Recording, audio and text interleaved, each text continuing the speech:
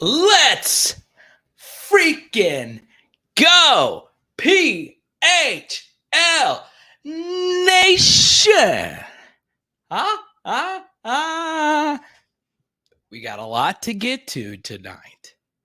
Got some recruiting to talk about. Obviously, we all love to talk about recruiting, but I don't. It's not my favorite thing. I do it because it is very important. But now we are to the point where in less than a week, the actual for sure 1,233% sureness, that wasn't smooth at all, but we know for sure that the team that is running out the tunnel for 2022 will begin practice and preparation for Florida State. Let that breathe in. Let that breathe out. Understand that we're actually going to get some actual football going here. So we're going to talk about Jayden Daniels tonight. I've gotten a lot of questions about Jayden Daniels. A lot of people from our last live stream asking me still about the throw around in Los Angeles with some of LSU's best wide receivers. We're also going to talk about KARDELL Thomas. You see his name in the actual thumbnail. And we're not only going to talk about KARDELL tonight. We're going to talk about the offensive line as a whole. Now, keep this in mind for our patrons, okay? Nurse Court, one of our top patrons. Mo Funky, one of our top patrons, okay? I see a lot of patrons in here. Good to see you. You guys have already seen. I see Rob B in here. I see Jared in here. Skipper's in here. A lot of my PHL diehards are in here. Soon to be patrons. You already saw yesterday a film study I did that is exclusive to Patreon. And it was an Ed Ingram film study showing how great he was for us last year. To the point where he was going out there and winning his football games with this great play. We probably don't win the Texas A&M game without Ed Ingram setting the tone in that game. Okay? So the reason why I bring that up is there are so many offensive linemen on this team that have been here since 2020. And even while the unit continued to struggle, we still never went to some of the backups that have been in the program for a little bit.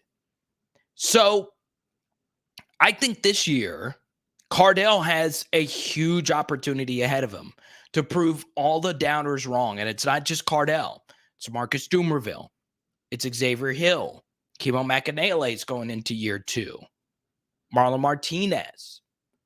And so on and so on. Charles Turner. Charles Turner stepped in at guard versus Missouri in 2020 and had a very up and down game. The truth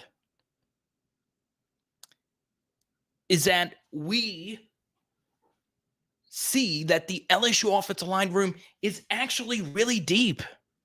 But there is a difference between scholarship depth and actual playing depth, right? Because we're to the point now, and look, I could fall flat on my face about this, all right? I am such a huge Emory Jones fan that I think he's ready to play year 1. I really do. I think he is a special offensive lineman. I think his floor is Will Clapp. In other words, he is going to be at least Will Clapp good. And Will Clapp is one of the best LSU offensive linemen of the modern era. I think he's really, really, really good. Now, Will Clapp got to redshirt, but if you can get that type of production in year 1, you're going to trust that guy to play for you potentially. The offensive line room is deep.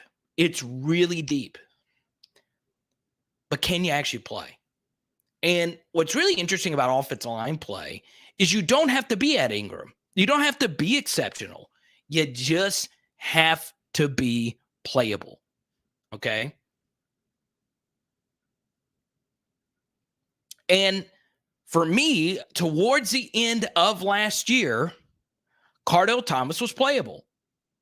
Played versus Texas A&M, played versus ULM, and he played hard. But I hope with the new strength and conditioning staff, he's going to be in better shape. But as of right now, it is looking like a high likelihood that he is not going to start the season opener. So you see the poll question here. Does he start at least 5 games? I think Tremont Shorts is a near lock to start at left guard, and I think Miles Frazier at right guard is looking pretty good. But I can also see Brian Kelly giving KARDELL some reps. I can see Marcus Dumerville getting some reps. It's a very interesting situation.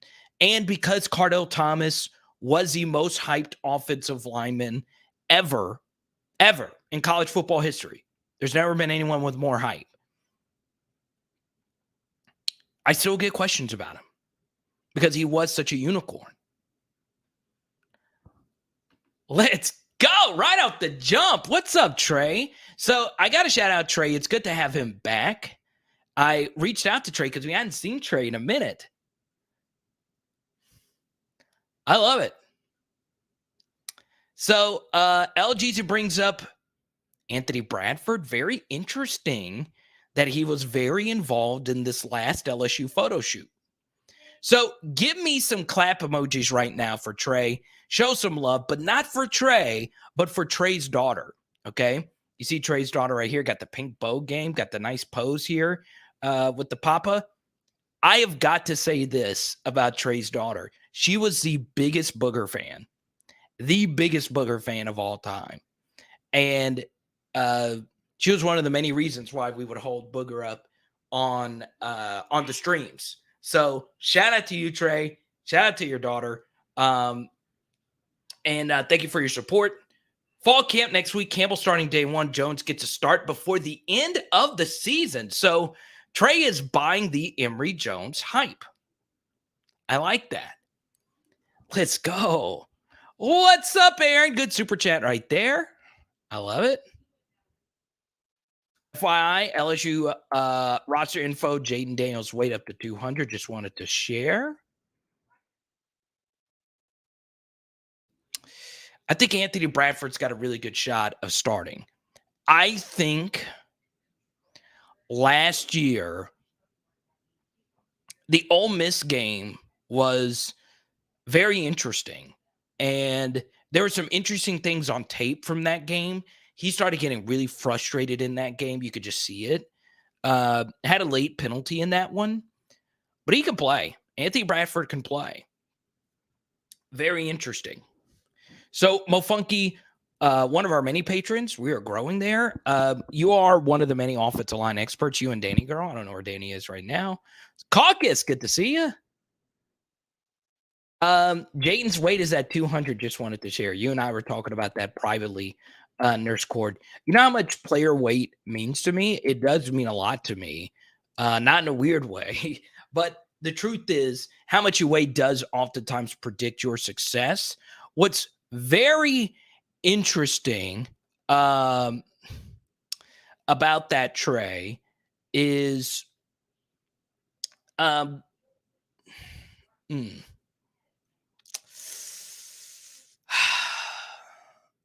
Jones starting at least one game. I think you're right. I do. Look, I know I've hyped him up.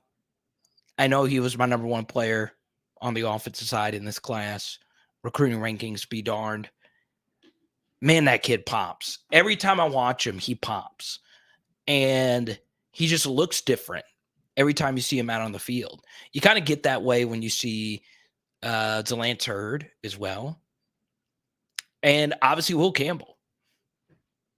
That could be a special group of offensive linemen for the next 3 to 4 years. The LSU offensive line golden age. Obviously a little luck here with Brian Kelly getting this job when LSU is having their best run of offensive linemen in quite some time. Obviously, we mentioned Will Clapp a minute ago. That Will Clapp, Garen Brumfield class was really good. And yeah, you've had a lot of 3-stars. You had Adrian McGee, Sadiq Charles, Lloyd Cushenberry. Damian Lewis was a really good player. He was a 3-star, but a JUCO, so it's a little bit different. But we'll see. We'll see. Now, Aaron super chatted. Thank you as always, Jared. Aaron who super chatted says he will have the offensive line ready to roll. I hope so. I think this unit has the potential to be better than last season, okay? So there's a theory, okay? And we'll talk about Jayden Daniels in just a second. Nurse Court, remind me, we will get to the Jayden Daniels wait. Trey's super chat is still up. He still wants to talk some offensive line. I'm happy to do that. I wouldn't worry about the Marquis Anderson thing, even though his dad is like the coolest guy. I mean, his dad is just the best. We'll talk about recruiting a little bit later. But here's what I think happened to the LSU offensive line. Now, Blake and I have talked a lot about it privately, him being a former offensive lineman. And, I know a decent amount about offensive line play. Not my strongest position, obviously. But I do believe this to be true. Football is really a team sport because it's also a sport that I would consider a weak link sport. Okay. And what I mean by that is you are more hurt in football if you have someone out there who just flat out can't play. Okay. In basketball, you can kind of overcome it where if you have a Kevin Durant or LeBron James or Luka Doncic, they can carry you a certain length without marquee players around them, right? You saw Chris Paul do that with our Hornet teams in the 90s, or not 90s, in the 2000s. Second best player was Tyson Chandler, Jamal Mashburn. No, I think whatever. A great player can carry you a little bit further in basketball. And they could do the same in football. We saw Joe Burrow do this with the Bengals offensive line. But eventually, the Bengals offensive line had too many weak links for them to overcome, right? Offensive line and just football in general, if you have a weak link, it's hard to overcome that. And what I think, well, David West. Okay. Thank you, Carvis. I didn't want to, I just insulted the great David West. I got a crazy David West story one day. I'll share it on here at some point. But still, David West, normally you should be able, if you have a Batman, you should normally be able to name the Robin within 2 seconds. You get the point. I think last year, the LSU offensive line, it wasn't that they were just bad. They had moments of dominance, right? The Florida game had a lot to do with them and probably more to do with Florida's defensive adjustments. But for the most part, they had really good games. The Texas A&M game, there were some good moments. But remember, we struggled because we had to play Garrett Dellinger at left tackle, okay? And he wasn't playable in that game. We were able to survive. That's nothing against Garrett Dellinger, but it was rough, right? The key for offensive line play to be successful is not necessarily having Ed Ingram at left guard or one exceptional right tackle or anything. You got to have 7 to 8 playable guys. Now, if some of those guys are exceptional, it helps, right? But the truth is, last year, the LSU offensive line had too many weak link performances where one of the offensive linemen, or 2 or 3 of them, sometimes 4 of them, just couldn't get anything going. They were getting whipped. There was no rhythm. Some of it was bad quarterback play. Some of it was bad play calling. But they were really struggling. They could not get anything going. And I think for Brian Kelly, the biggest thing going into next year is making sure that none of the positions are just atrocious. Atrocious. Okay? And that is just not where we need to be. Okay?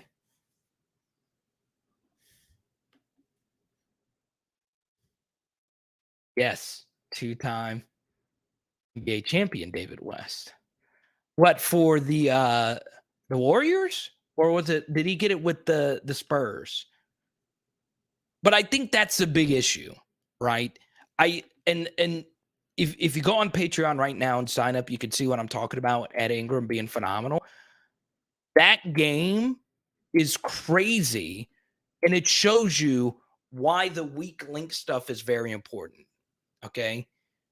Ed Ingram was phenomenal. It's just left tackle wasn't, right?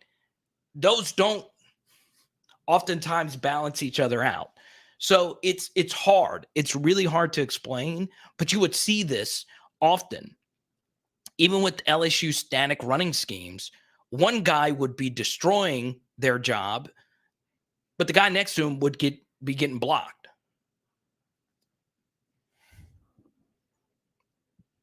Mud, welcome to the channel. Everyone, welcome Mud Marvo. I love that name. Kobe, I'm still waiting for your email or Instagram or Twitter message to get Jacobian on. I know you're a fan of the channel, Kobe. I want to get your son on the channel. I've seen him on my buddy's The Golden Boot Show. And I want to get Jacobian on my channel as well.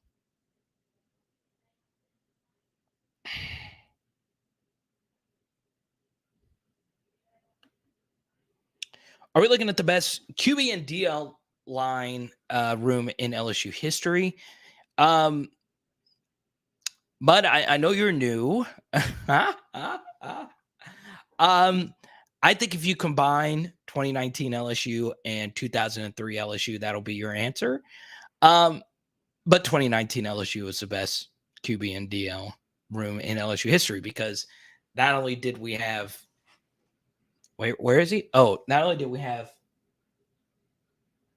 that guy, we also had somebody that's currently in the room right now. So there you go. I just love that name, Mud Marvo. Nolan, good to see you. Everyone, welcome Nolan to the channel.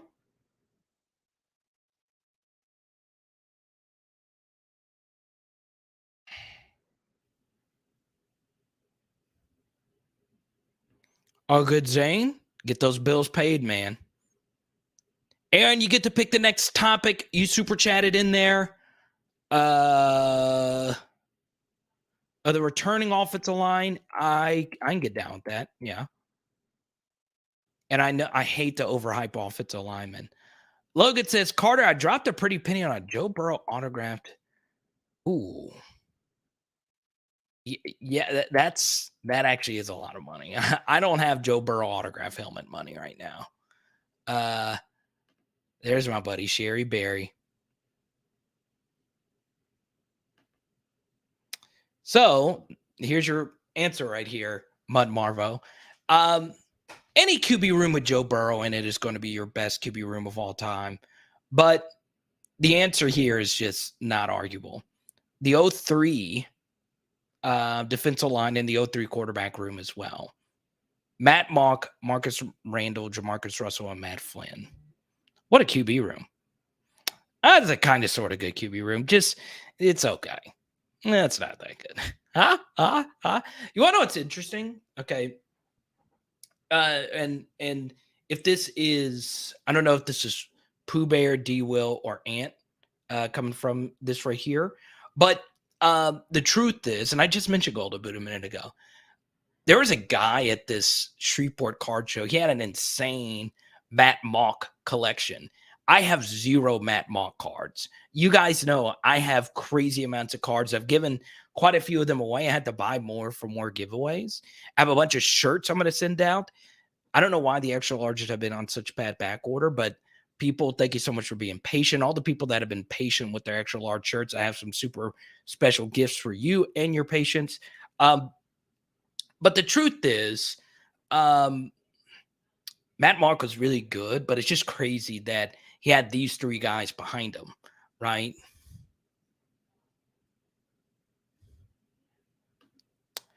We got a lot of newbies in here. Ismael Riveros, LSU football in Spanish here. Hola, good to see you. Shout out to my guy, Mario Jerez, one of my good buddies in LSU media. I go on with Mario quite a bit on 104.5. Shout out to him and Jay Hill. I've been on their show plenty of times. When he fills in for Hunt, I normally go on with them. And shout out to LSU football fans in Spanish. I hope Mario is on the call. And if he's not this year, it hurts the audience because most Spanish-speaking people are soccer fans like myself, okay? I'm not a Spanish-speaking person, but I'm a soccer fan, football fan. SEC fandom is the most like soccer fandom. Telling you, Spanish fans are an untapped college football market. You see the Raiders Nation, you see Cowboys Nation, a lot of Hispanics in that fan in that fan base. Lots.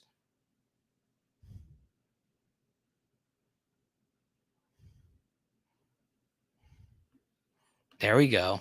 LFC. I love it. I don't have my Liverpool hat on, but I'm a Liverpool fanatic. So everyone, welcome. Ismail, we got a lot of newbies in here. Ismail's new. Jacob! I emailed you. I called you out. You have been skipping out. So Nolan's here. Let's go to Trey. Trey Super Chat is still up here. Who will be our most generally disruptive defensive lineman? Well, since his dad is in here and Golden Boot is in here, I'm going to say Jacoby and Guillory. I'm kidding.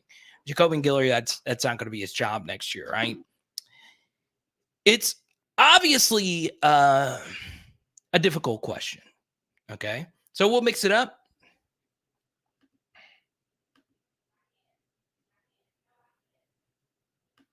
Switch up the Cardell Thomas trivia question and do a trade trivia question here. Throwing a quick break right here while I type this out.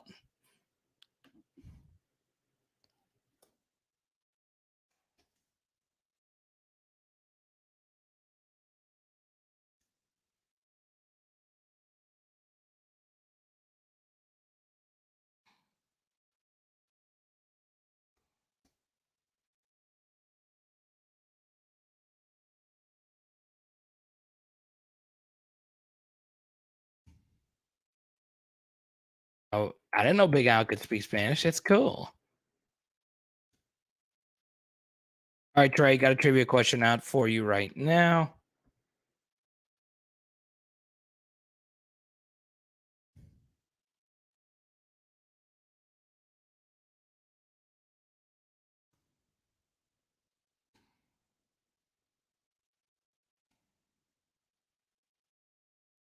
There we go. Rick, good question. I would hope he's at 100% by now. So Jacobian, because his dad watches the channel, I'm a big Jacobian Guillory fan.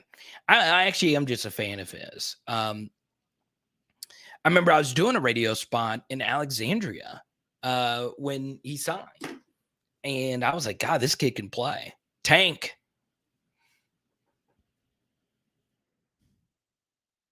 Kai Wingo. Haven't talked a lot about Kai Wingo.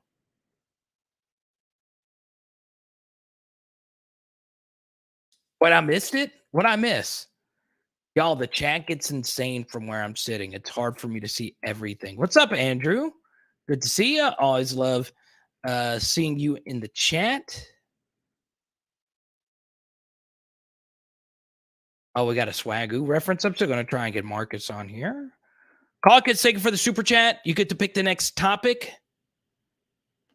No, it's not a bad question. Okay. Who will be the most productive DL edge player this year for Trey B? BJ Ojolari currently winning this poll question. So yeah, Trey, you are one of our smartest viewers, right? And you acknowledge that it is difficult to talk about this defensive line. And honestly, Trey, I think at this point, I am not certain 100,000 gazillion percent how they're actually going to line up their front. Okay. So there is a difference in how you actually line up a 3-man front and a 4-man front. But the major difference isn't necessarily how you line them up, it's how you line them up with the actual personnel that you have, right? Just because BJ Ojolari now is in a standing position doesn't mean you're running the same kind of 3-man front that Dave Aranda ran. What's interesting is Kentucky in 2018 ran a lot of what Aranda did, but with different variations, right? They ran a 3-man tight front where you have a thick nose tackle right up the middle, and you have 2 defensive tackles playing defensive end-ish positions and what is called a 4-eye technique, right? Now, you don't always line up in a 4-eye, which is the inside shoulder of the guard, but you do a lot, right? So what LSU did in the spring game was they did not do that. With their 3-man front, they essentially played a 4-man front, right? With a defensive end in an outside the tackle technique and BJ Ojolari in an outside the tackle technique, right? Some call that a 5. Some call it a 6. There's different numerology, but still they ran 4-man front principles in the spring game. So what happened in the second half of the spring game? Well, they got ran all over because when you run a 4-man front, the weakness is always going to be the B gap to the opposite side of the 3 technique. Okay. So that's where it gets into minutia here. I know that's very technical, but they started pounding us. And if you run that kind of front, it's tough. It's really hard to stop the run consistently. So the truth is, LSU, there's no way they're going to just do that 4-man front. They're going to slant. They're going to run all kinds of different stunts. I think you'll see some tight front where you have the Aranda front. I think you'll see some 4-man front principles like you saw in the spring game. We'll see what happens.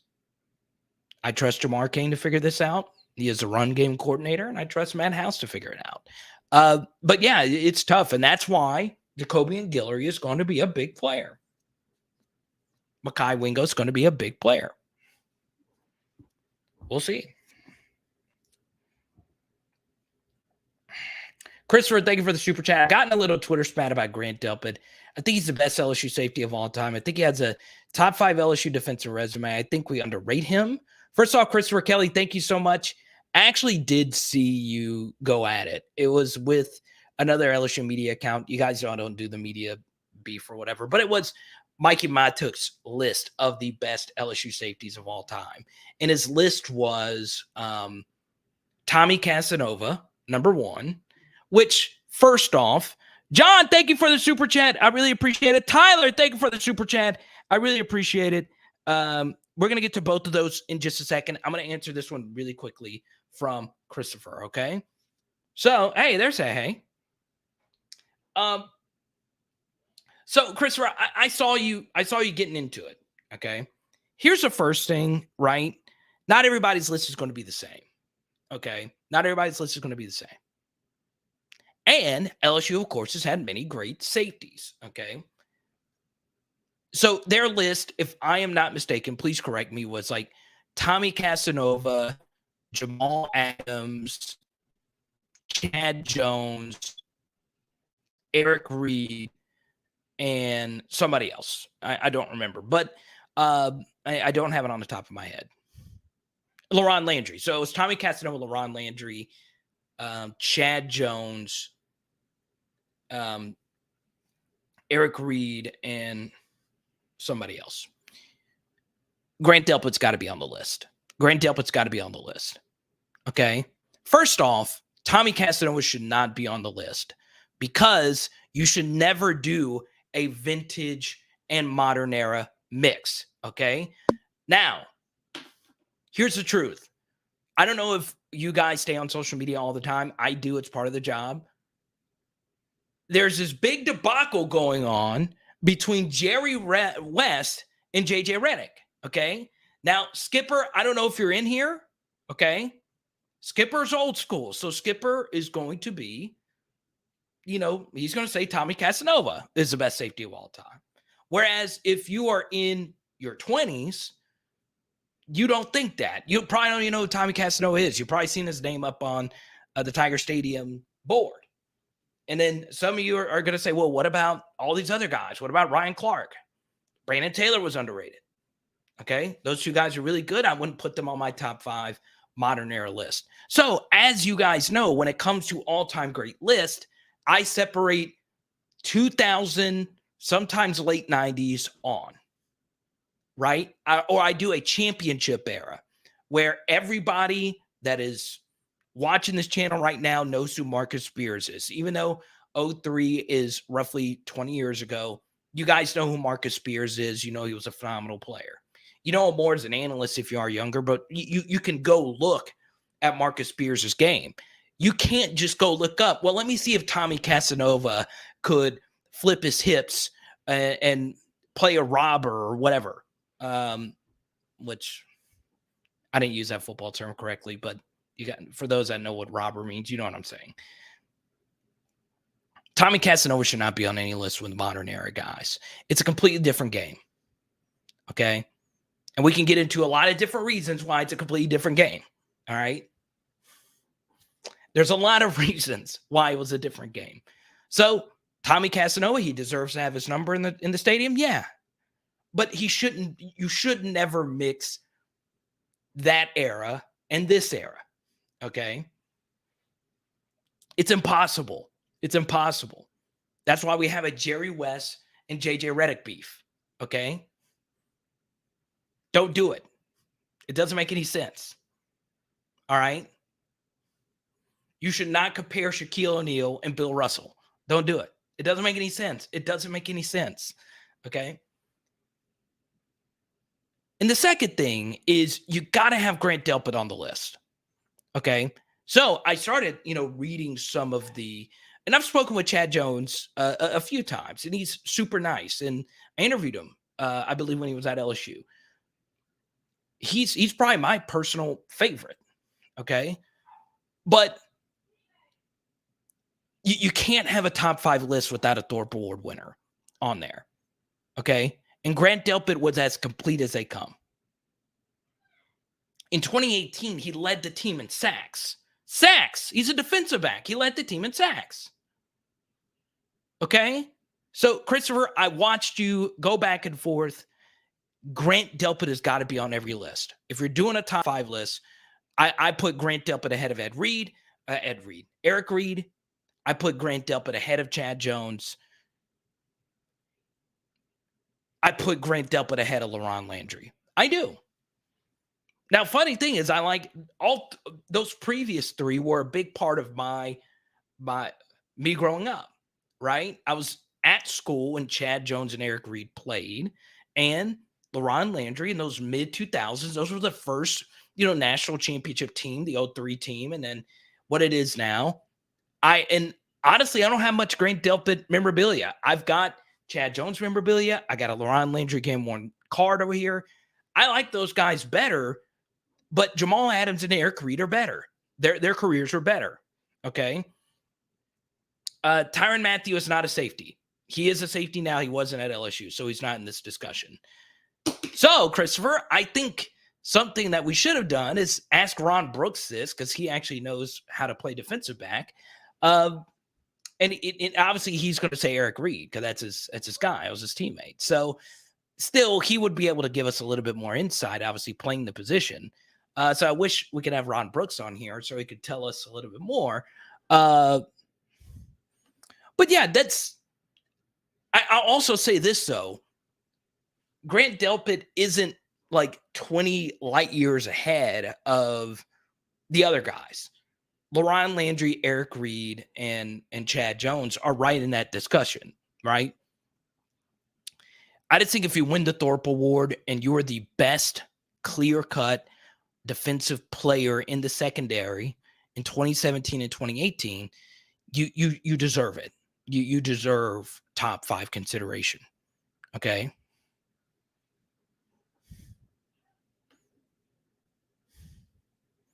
And look, that's all. Mikey Batuk can do whatever type of list he wants, right? If he wants to do all LSU players of all time, put them all on a list. It's a fun list. It creates a discussion. We're talking about a show. And I was a big Mikey Batuk fan. I was in Omaha when they won the World Series. I just think it's better to separate it because, if you have those guys on the list, like for instance, if I did an all-time best LSU running back list, I'm not going to put Billy Cannon on a modern era list. I'm separating Billy Cannon and, Charles Alexander, who, Charles Alexander and Jeremy Hill are my 2 personal favorites. Consider them buddies. But, I would put them on 2 separate lists.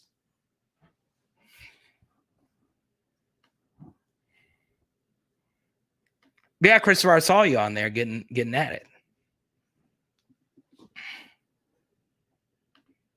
I think I got a Grant Delpit auto. Christopher, if you join the PHL T-shirt club tonight, I'll send it to you. Let's go here. John wants to know the David West story.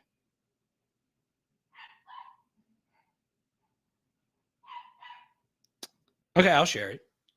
I interviewed David West before, and it was just so crazy because I was so young as a reporter. It was the only NBA game I think I've ever covered as a media reporter. And, this was when they would let you go in the locker room and interview people. And that was one of the best conversations I've ever had with anybody. That was just truly insane. I'd have just always grown up, wanting to, the NBA was my favorite sport growing up, getting to interview somebody like David West, right? And then, I failed to mention him a minute ago. I was like, that's just crazy. I'm a big David West fan. So, John, that's basically it. That was just such a big, crazy moment for me that, you grow up. I remember just growing up watching the NBA with my dad. And I was like, God, I wish I could do something with the NBA. And that was just such a big moment for me. So I know it's not like some crazy, we went on bourbon after he had a game-winning shot and took 20 shots of tequila or whatever. But yeah.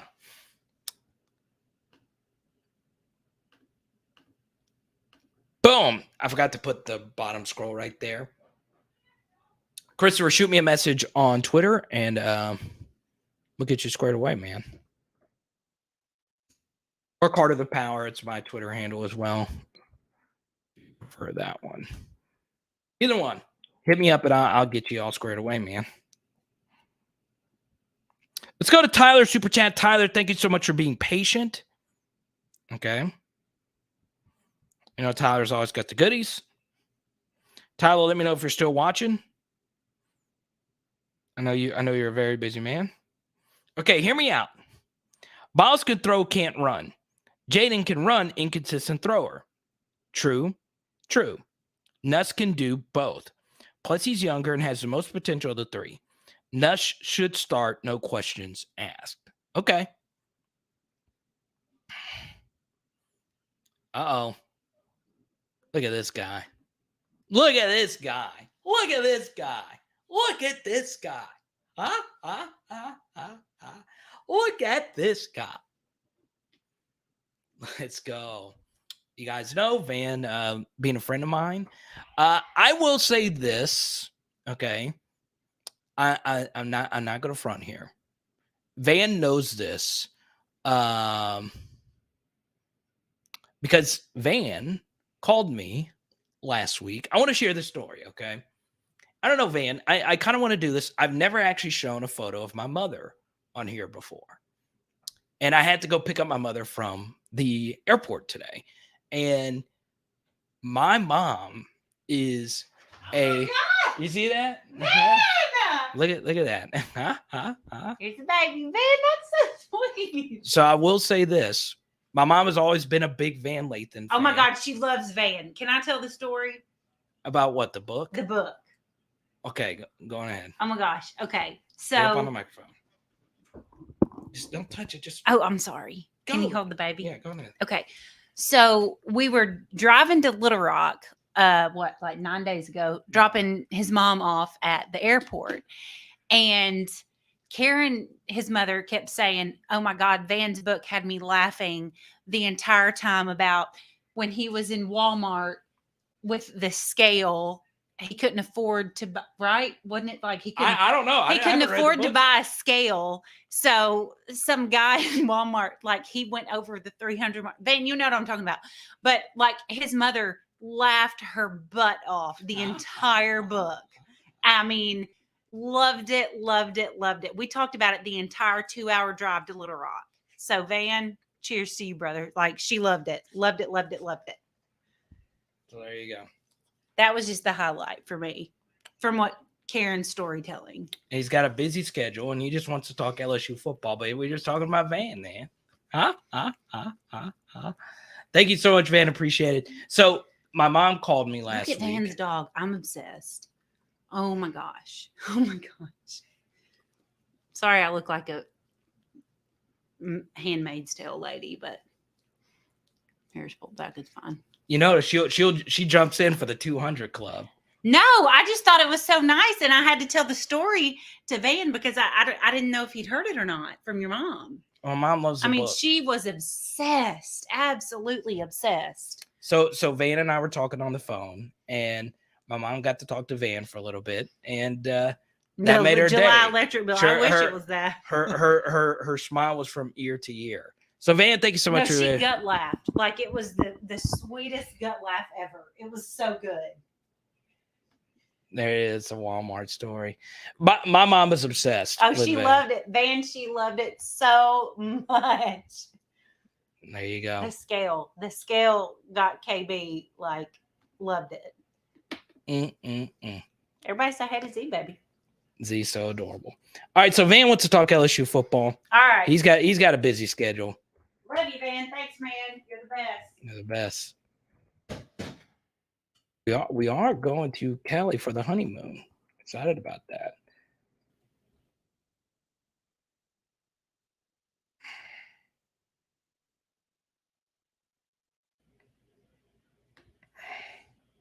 Let's put it up here.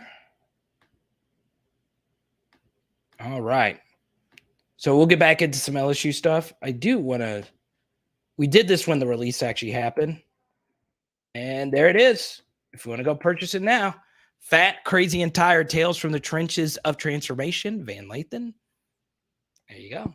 Van, thank you for your support. Really appreciate it.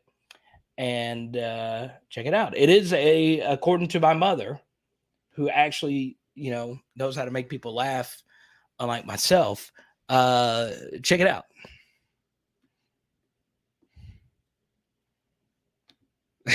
My mom told that Walmart story. It was great.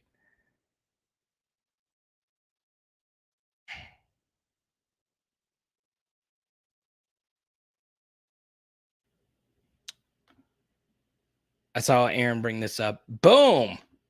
Look at that. Oscar winner. Thank you so much. We're going to Cali. I'm thinking we were supposed to go to Italy, but Cali seems to be a little bit more affordable, especially with like airlines being the way that they are now. But anyway, let's talk some LSU football. Van wants to talk about over/under wins, 8 wins. For Tyler, this is very important. Okay, Garrett Nussmeier is not a runner, right? Like in the same way. Like, it's important to define what running actually means. And I think Garrett Nussmeier can scramble, obviously better than Miles Brennan, but he is a runner in the same way that Zach Wilson is a runner, and the same way Brett Favre is a runner. It's an improvisational type of runner, right? Where you could spry out of a tackle, roll out to the right, pick up some yardage if you can. And I don't think, And I was asked this on ESPN 104.5 a while back. Someone compared Garrett Nussmeier to Johnny Manziel. Okay. And it was like on a big article or something. That is very unfair to Johnny Manziel. And it's not that Garrett Nussmeier can't be great. It's just Johnny Manziel was elite as a runner. There you go. Someone just bought your book on Amazon. There you go, man. But the truth is, man didn't super chat that. I did that on my own to talk about his book. He did this to talk about LSU football. His book sales have been like phenomenal. So it's good. You guys go buy his book. No one can stop the Tigers. 8 wins is success. I agree with this. Look, if you see experts that have the number at 7, 7 wins is the over-under right now for LSU. And that is juiced towards the under, right? The over is plus money right now on 7 wins, okay? So for Van Super Chat right here, let's put up the Vegas over-under win totals, okay? Bang. All right. So you see here, okay? You see it. LSU at 7 total wins. The over is plus money. All right. So what does that mean? That means they are begging you to take the over here. So if you are truly somebody that believes that LSU is a lock to get to 8 wins, then you're getting some extra value here in theory on the over. But that's not how this works. I'm here to tell you this, okay? It's going to get really, really, really, really hard to get to 9 and get to 10 wins. But getting to 8 is very reasonable. Now, as we talked about in the last live stream, 9 to 10 wins is within reason. 11 wins with this roster is within reason, but is a long shot. Okay? Now, Tevin, the truth here is these guys doing these lines, this is DraftKings Sportsbook right here, they're not hating. They're not hating. They are only here to make money. That's it. That's all they care about is making money.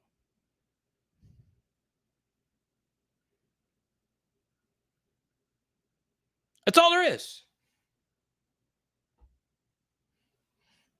That's all there is. This has nothing to do with haters. This is Vegas. So Vegas is doubting LSU right now.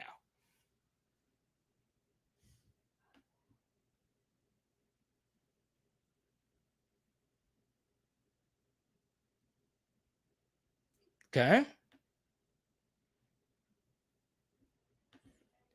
Everyone welcome DeMarcus London. Or is it DeMarquise London? That'd actually be pretty cool. I don't think I've ever met a DeMarquise.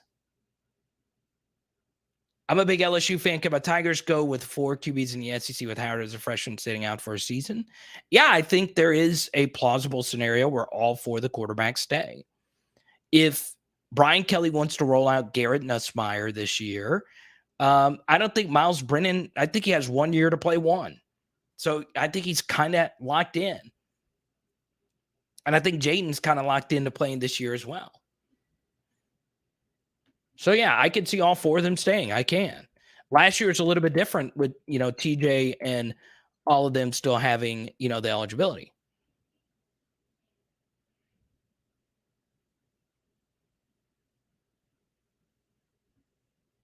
Logan said, look, I'm taking my Joe Burrow helmet money and taking the over.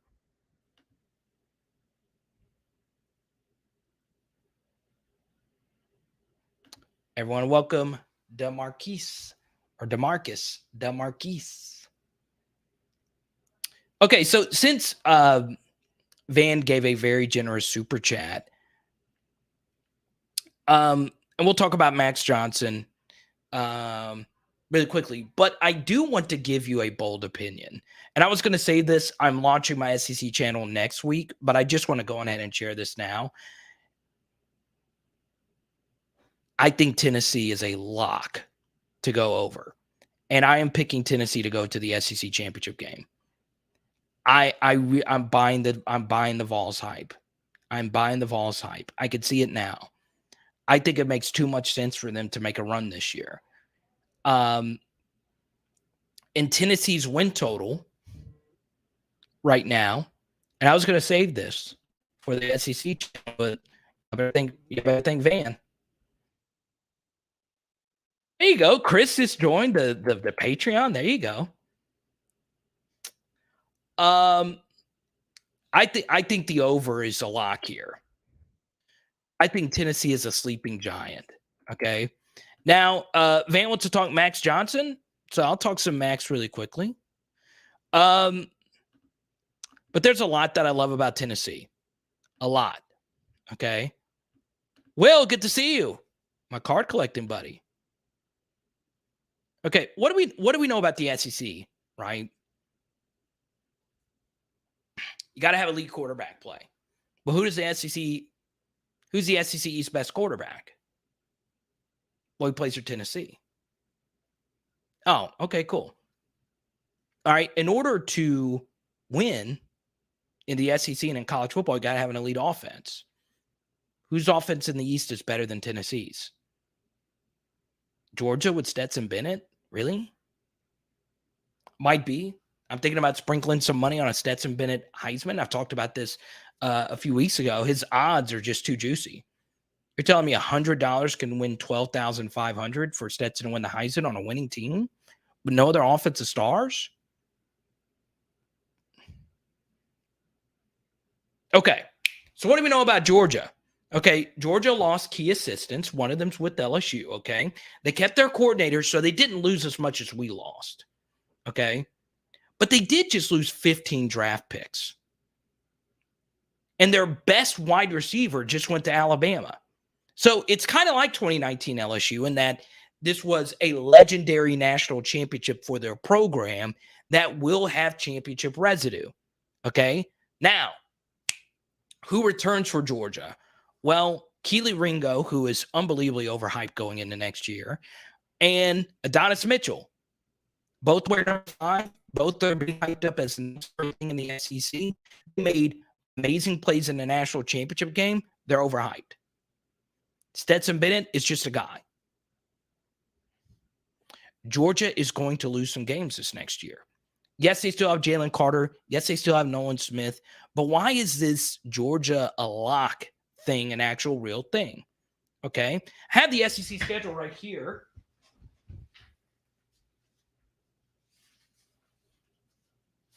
So, yeah, Chris, we'll get you in the Discord pretty quickly. So this is how Tennessee's schedule shapes up. I know that they have to go to Baton Rouge,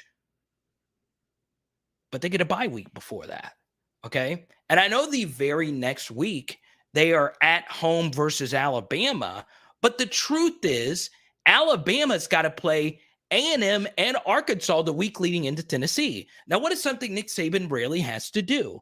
Well, Nick Saban, the way that their schedule is always shaped up, they rarely have to play anybody decent or a top 15 recruiter the week before they have to play somebody good.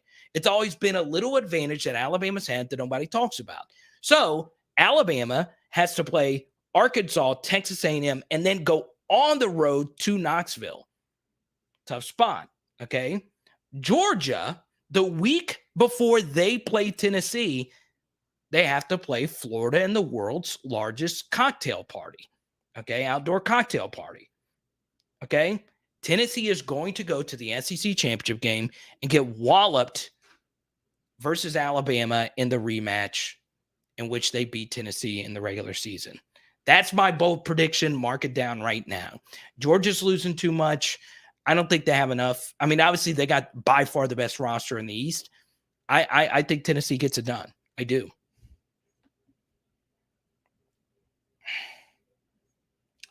Danny, what effect does the possible new transfer rule allowing immediate start have on the possibility of all 4 quarterbacks staying? And I think it changes some if that's a play, and I'm with Van on Max. Okay. So after that Tennessee rant, I want to talk about Max Johnson a little bit here, okay?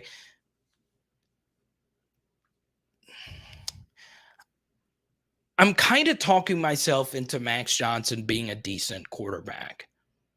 But the truth here is, number one, the offense was too complicated for a year 2 quarterback who had to play through injury behind a porous offensive line. And it is hard as a quarterback to have someone call plays on first and second down, and then someone completely different call plays on third down, which in turn took more time for plays to get into the huddle. And then Max Johnson loses Kayshawn, who ironically was a receiver that made Max look better than he actually is. And a lot of people are getting fooled by this 27 touchdown to 6 interception ratio with Max. It's complicated, but if you actually watch him, you see how many throws he misses. You see the behind the back pass, whatever. You see that he's average. He's an average athlete with an average arm, but he can win games. I mean, look, the truth is, and we're talking about, the old school and the new school a minute ago with the Tommy Casanova thing, is that if you are a little bit older, okay, now I'm looking at each and every one of you. If you are in your 40s and up, you're about to relate with what I'm about to say, and it's going to hit you in your core, unlike anything that I've ever said. The early 90s to early 2000s was filled with Max Johnson's at quarterback, right? Who remembers David Green? Who remembers these Jason White, Matt Mock kind of guys, right? None of them really had cannons. None of them were really unbelievably fast. That was back when the best athletes didn't actually play the quarterback position, right? They all had decent arms with decent accuracy, and they waited till they were older for them to play, and they were decent, right? That's what Max Johnson is. He is a quarterback from that era that's playing right now. Now, it's interesting, back when offenses were stale and 3 yards in a cloud of dust, okay, when you look at someone like John Parker Wilson, and we thought he was an amazing athlete, it was different. It was different, right? You didn't play as many plays. The quarterback didn't have as big of an impact on the game as it does now. So that's the truth of Max Johnson. He's his dad, a good, not great quarterback who was asked to do too much. But the truth is he's average. Matt Mock was away. I knew that was coming. That's true. But then again, Matt Mock got to play older in age. I think Max Johnson can be I think he can be that decent. So, yeah. But I that's what I think Max Johnson is. That's what I think he is. Okay. Which means, yes, as a quarterback of Texas A&M, with the recruiting roster that they have, their offensive line is going to be really good. Their defensive line is going to be really good as well.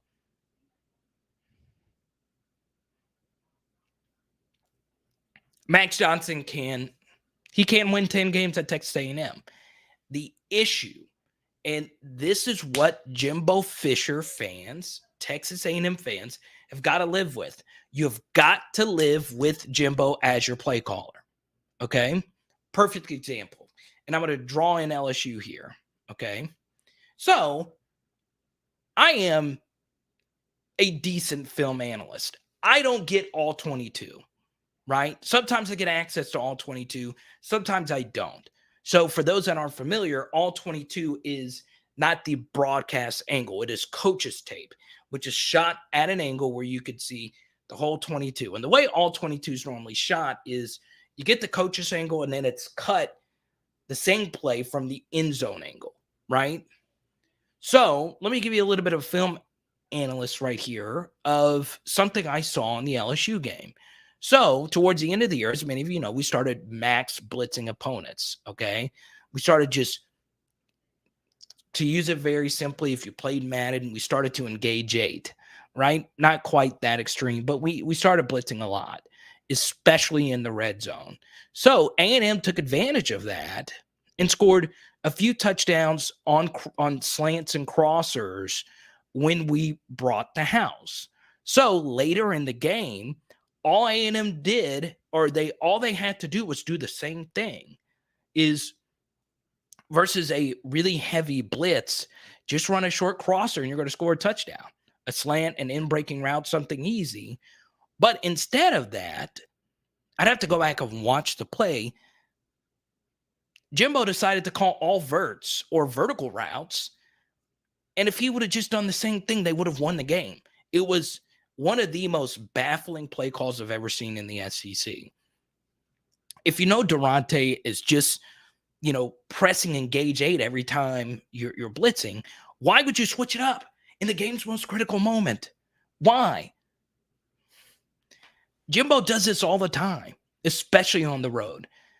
A&M is never going to get over the hump unless that happens. Now, they could catch lightning in a bottle and have a roster that is Jimbo-proof, okay? But the truth is, this guy is a good coach. He's an elite coach, honestly, who's good at everything outside of play calling.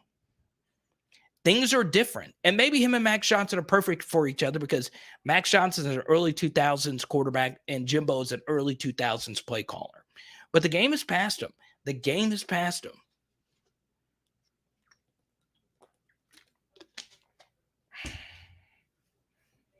I'm loving this live stream tonight. Y'all heard it here first. Tennessee and Alabama. Thank you so much, Rick, for the super chat. I really appreciate it. Really excited about this. Patreon's growing. Let's keep the party moving. Okay?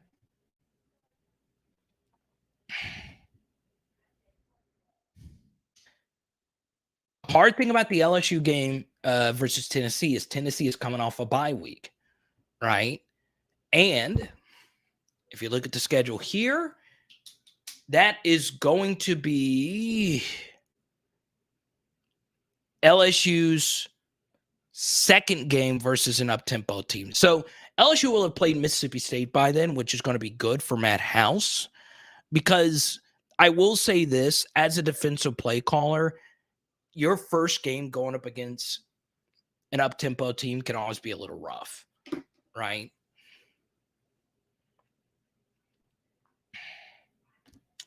It's very possible. I could see Tennessee being favored in that game. I can. Tennessee's schedule to start the year will be Ball State,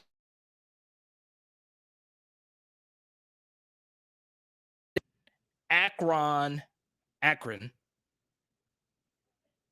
listened to a very interesting podcast about the city of Akron not too long ago. In Florida. And then they have a bye week at LSU. I think Tennessee is 4-0. I don't think Florida's going to be that good this year. I don't.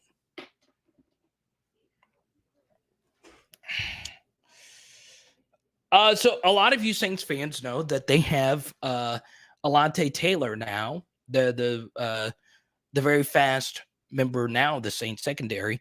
Tennessee had 5 draft picks. They have good pass rushers. The Brian Young guy's a really good player. Their secondary is experienced. I don't know how good they are, though. I think that's where they're going to falter. But they are very experienced, a very junior and senior laden team.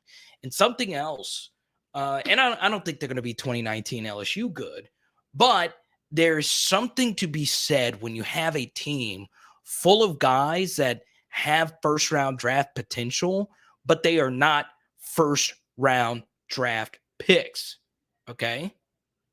So let's do it. Break the LSU schedule down game by game. So let's go ahead and pull it up. Thank you so much, Van, for another very generous super chat, which will all go to Haley. It always does. I just pay the bills and talk about football. Anytime I can talk about football at the PHL community, it's great. Best reminds me, old school, tough as nails, old school player.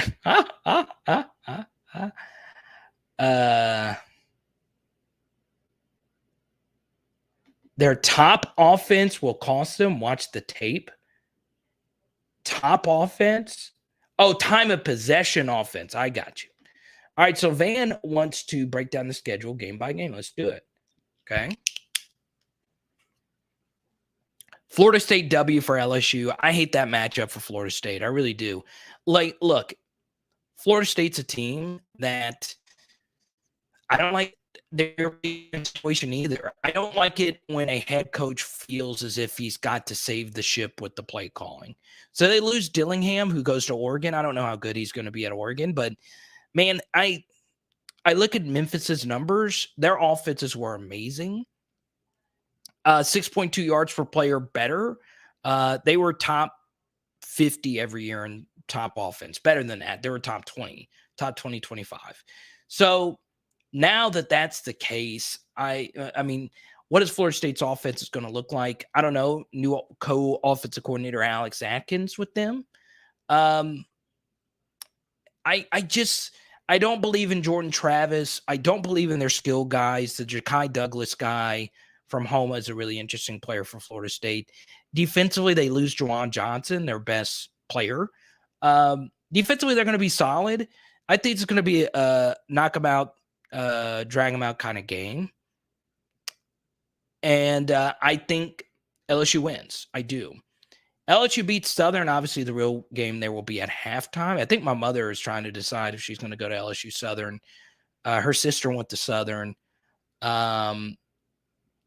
I'm trying to decide if I'm going to go. We're doing the party on Sunday, September 4th. So be on the lookout for that.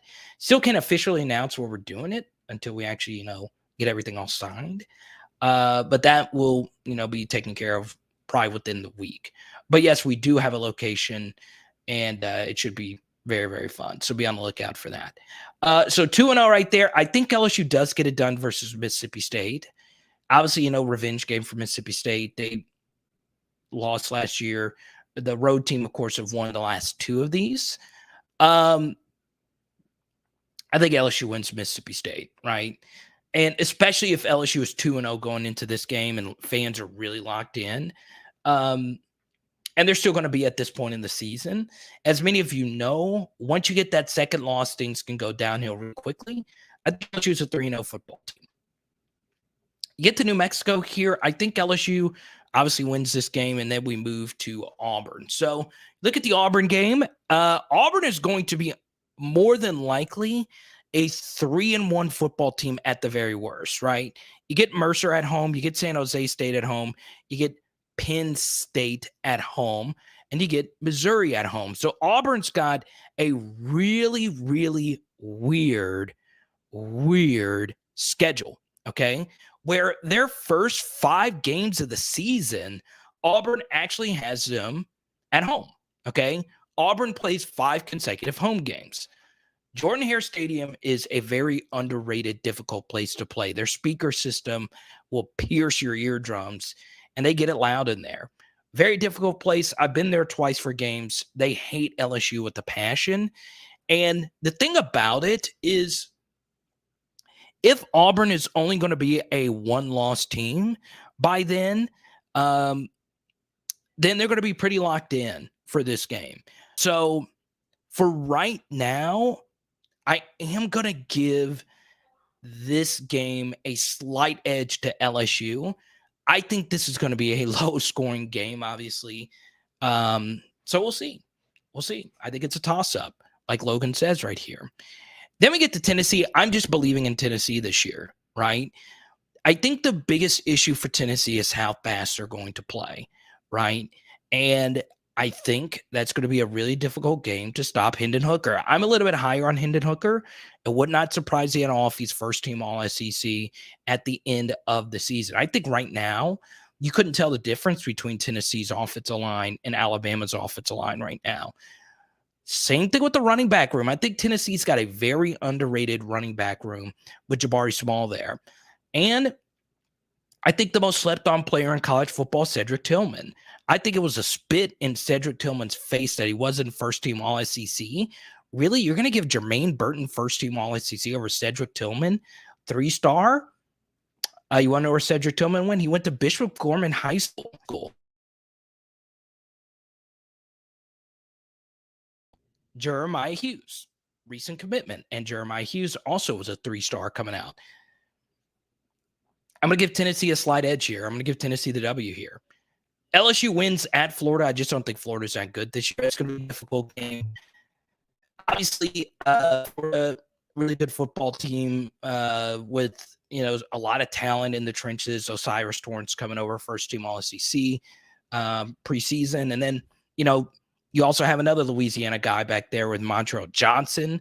Florida's defense, though, that's going to take a while to fix. You lose by far your best player, the corner who went to the Bills, Kyer Elam.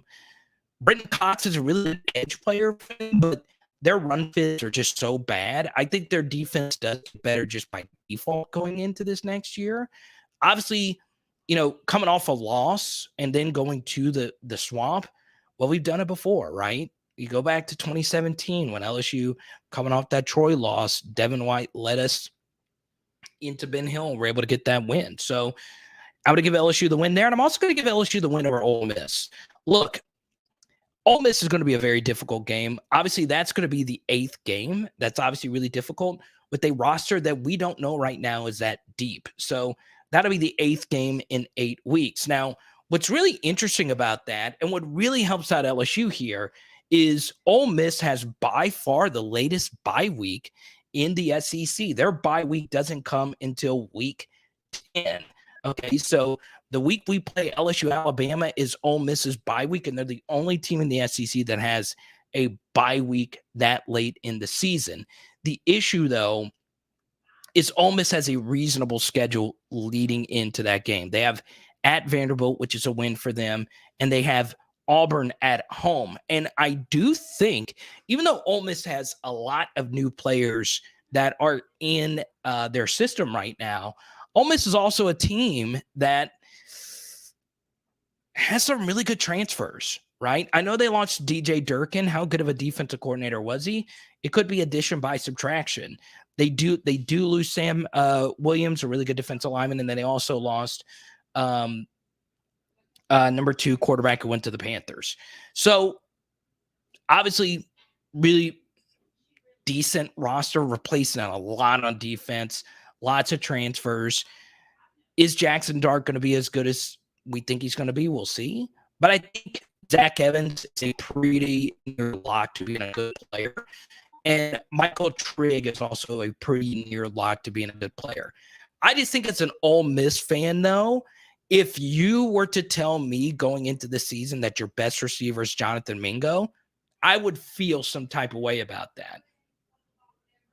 I don't think Jonathan Mingo is that good. And he wears a single-digit number, and he also wears number 1. You got to take that number off if you're not a playmaker. I don't think he's a big-time playmaker. So I'm going to give LSU that W there, and LSU is a 7-1 team before the bye week. Then we get to Alabama. That is more than likely an L. Arkansas after playing Alabama very much could be an L. W versus UAB and Texas A&M right there. So, just running through that schedule, obviously, as Logan mentioned a minute ago, there's a lot of coin flip games in there, right? There's a lot of teams in here where the point spread is going to be 8 points or fewer. Let me show you this chart really quickly, okay? And, Van, I think you're going to like this here, okay? I showed you this chart during the last live stream. This is K Ford ratings, and right here he has LSU as a 3% chance of being a 10-2 football team and a 12% chance of being a 9-3 football team. So if I have LSU at 8-4, even if they lose the final 3 SEC games, K-Ford ratings, according to their projections, only has LSU as a 30% shot at getting to 8 wins. And that is a clear win over the juiced under at 7 total wins, right? That we just showed you a minute ago with the Vegas over under. So if LSU finishes as an 8-4 team, as Van mentioned a second ago as well, that's a really freaking daggum good season. Okay. But once again, you heard it here first. Tennessee, Alabama, SEC championship game. Alabama boat races them in Georgia, in Atlanta. Okay. So there you go. It says Dart isn't starting. So they're going to go with Altemeyer, which would make sense, right? You know, he stepped in for Ole Miss in that game versus Baylor, and he sucked. Who's going to do good versus a Dave Aranda defense in your first ever actual real action? Dart sucked in the spring game. He was just terrible. So, you know, Pate is obviously going to be more well connected. He was at SEC Media Days. I don't follow day-by-day Ole Miss stuff. So, obviously, I'll defer to him on that with Altemeyer being the guy. He could be the better option, right? Because he knows what Lane wants out of a quarterback.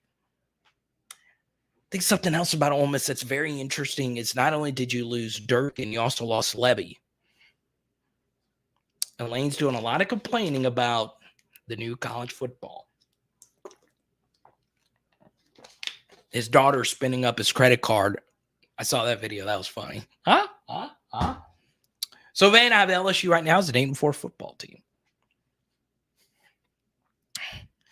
I think they could beat Arkansas, lose to Auburn. Auburn game is going to be very tricky. Very, very tricky. Things always get weird there. Okay. And Matt Corral is the Ole Miss quarterback. Okay.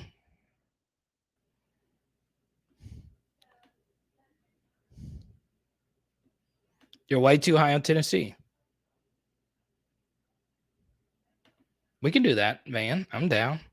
That'd be fun as heck. I've actually done one of these for the LSU Auburn 2007 game. I recorded every play from that game. It's somewhere in my computer archives here. And what's very interesting about that game is Matt Flynn's performance in that game is the best non-Burrow quarterback performance ever at LSU. His first ever 300-yard passing game, his receivers were dropping everything. All 4 of his best receivers all dropped passes right in the breadbasket, one of which turned into an interception. I'll never forget that. But yeah, Van, let's do it. I'm down. Man, we could do that easy.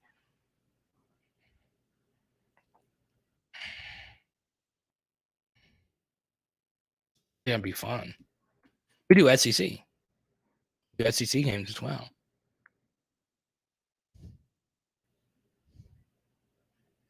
Every dollar Van gives me, I have to take a shot.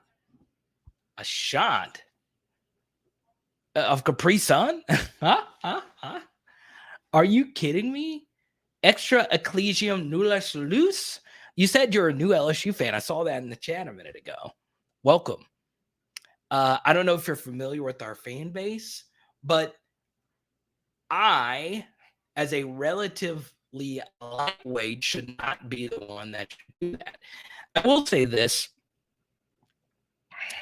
I remember being at Bacchus Ball, and I ran into, I won't say who, I ran into an offensive lineman who played at LSU. And I was like, wow, hey, what's up? And they had a bunch of beer, and they just started handing me beers to shotgun with them.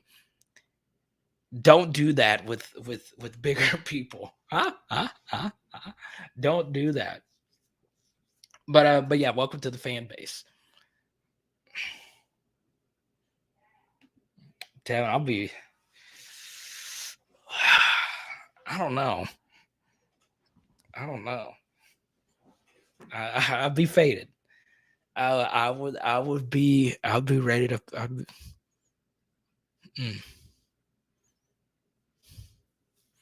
I'll do shots of Capri Sun, Sunny D. I'll do shots of Shirley Temple. I'll do all of that.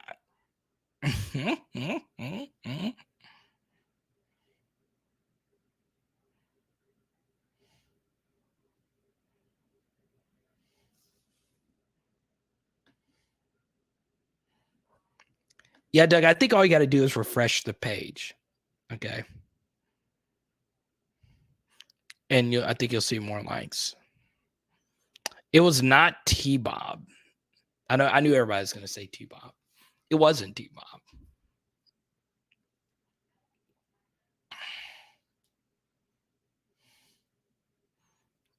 Good luck.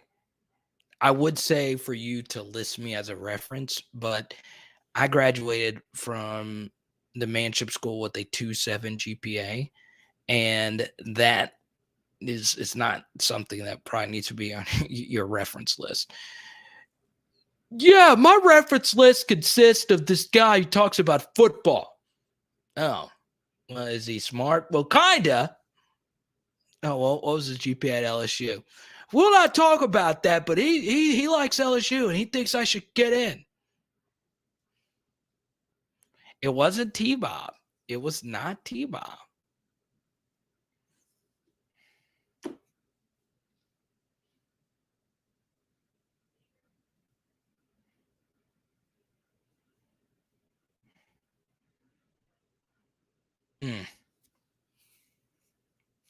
Oh, yeah.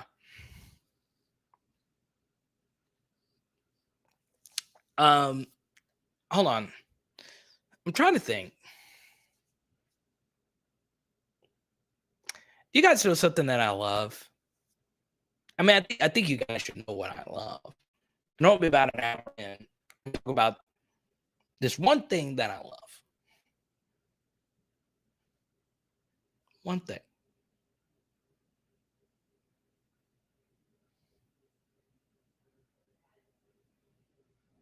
I think you guys know what I'm talking about. One thing. I'm looking at you.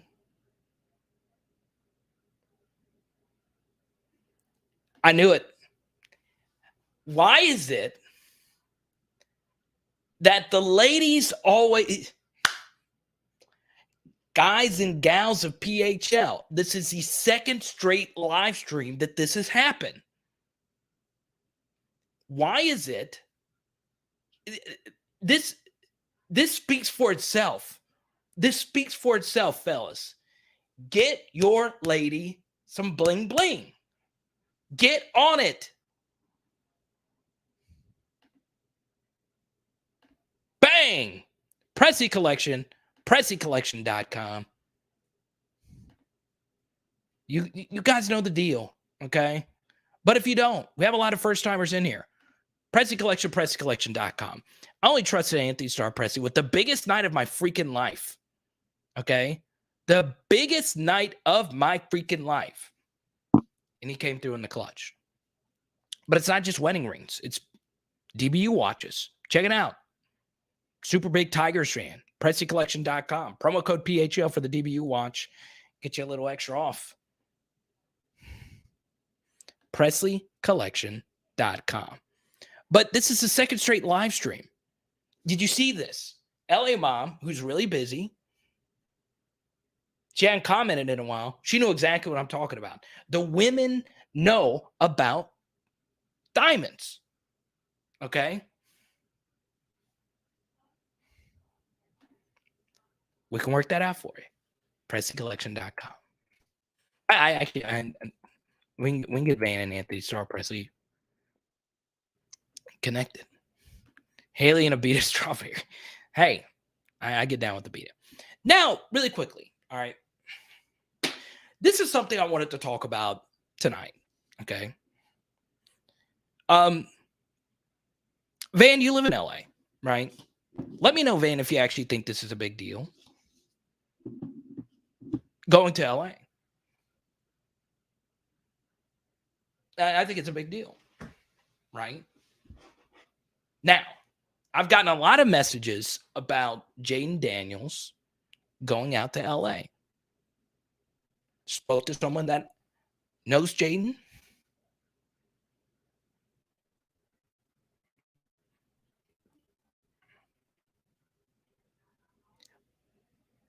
I think it is not hard to convince wide receivers or just anybody to go out to Los Angeles to throw with you. Okay. So I'll repeat what I said during the last live stream. Does the LA trip have a huge impact on the quarterback battle? Yes and no. I think it does have a little bit, but I don't know if it's necessarily the be all end all, right? I don't think that just automatically locks you in as a QB1.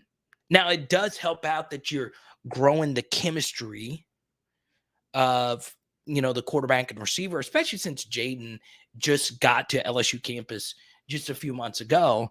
And honestly, Walker Howard probably knew all the wide receivers. He definitely knew Malik and definitely knew Jack Besh. Garrett Nussmeier's been with these guys for a couple of years now. And obviously Miles has been around the program for a little bit. So I do think the wide receiver said, look, we don't know for 1,000% certain that Jayden's going to be the guy. Maybe they do. But why not go to LA? Is it that hard to convince people to go out to Los Angeles? It's not. It's not. I love LA. If I get invited to go to LA, I go. It's fun. Fun place to visit.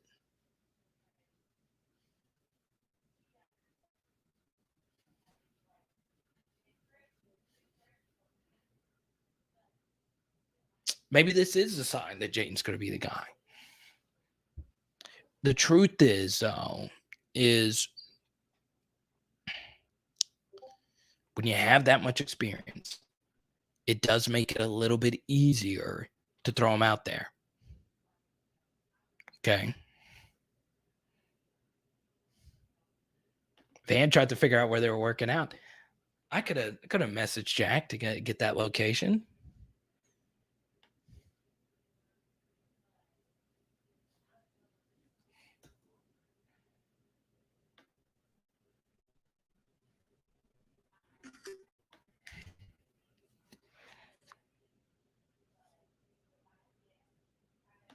DeMarquise. I love our first time PHL questions. Prime Tim Tebow National. Oh, come on. DeMarquise, come on, man. Your last name is my favorite city.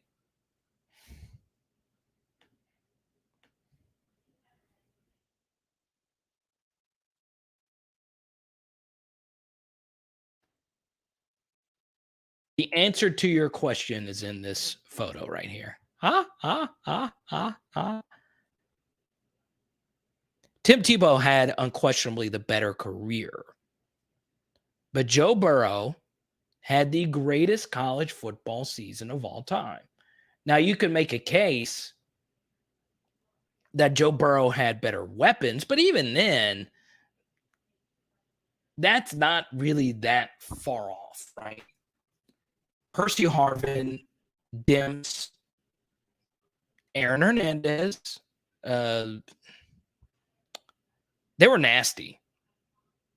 They were nasty. Now, LSU's weapons were better, but those weapons are gross. I mean, that was a crazy, crazy amount of talent Florida had. But it's Burrow. I want to shout out one of our patrons. I just got this sent to me. Shout out to Marcus. Watching PHL on the big screen. Look at that. Gotta love it. Thank you so much, Marcus.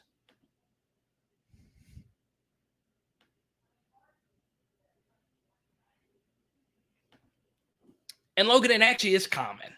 It's very common to go work out different places. Okay. Different people have different coaches and different workout regimens. But yeah, a lot of players do go to either LA, Miami's actually a very popular place to go work out. So yeah. Tari is back with this hot take super chats. Nah, prime team over. Oh, come on. Tim Tebow doesn't. His Heisman season was really good. 20 touchdowns through the air, 20 touchdowns on the ground, but Joe's still better. Joe's still better. Any plans for a Florida State offensive defensive breakdown or Jordan Travis breakdown? I know that they have a week 0 game. So yeah, Christopher, this is the UCLA thing. And I'm glad you super chatted this question. The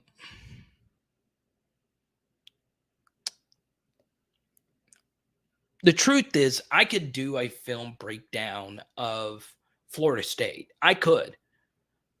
But if I did it now when there's a week 0 game, when we're actually going to see them play, it just doesn't make any sense for me to start doing breakdowns. Now, this is the second straight year where LSU is going to be playing a team that's already has a game in hand. So, yeah. I think the only person that would Joe is Cam. I think that's it. You can make a case. You can make a case for a few other guys. You can make a case for actually a lot of guys for their single seasons at the number 3 slot. But I think Burrow and Cam are at a different level. But yeah, I think a lot of the Heisman quarterback seasons were really phenomenal, though. Like, I don't think there's been a Heisman quarterback who's been kind of like a Troy Smith, Jason White kind of winner, where they won more so because of the team that they were on than the numbers that they put up. Now, I know quarterbacking overall is just more advanced, but still. 2008 Florida team would beat 2019 LSU. Go Tigers. Dang, Tar, you got people all crossed up here. All crossed up.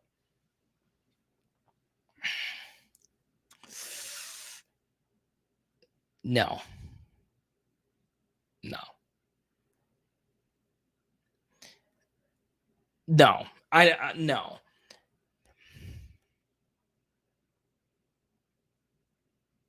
So the 08 Florida team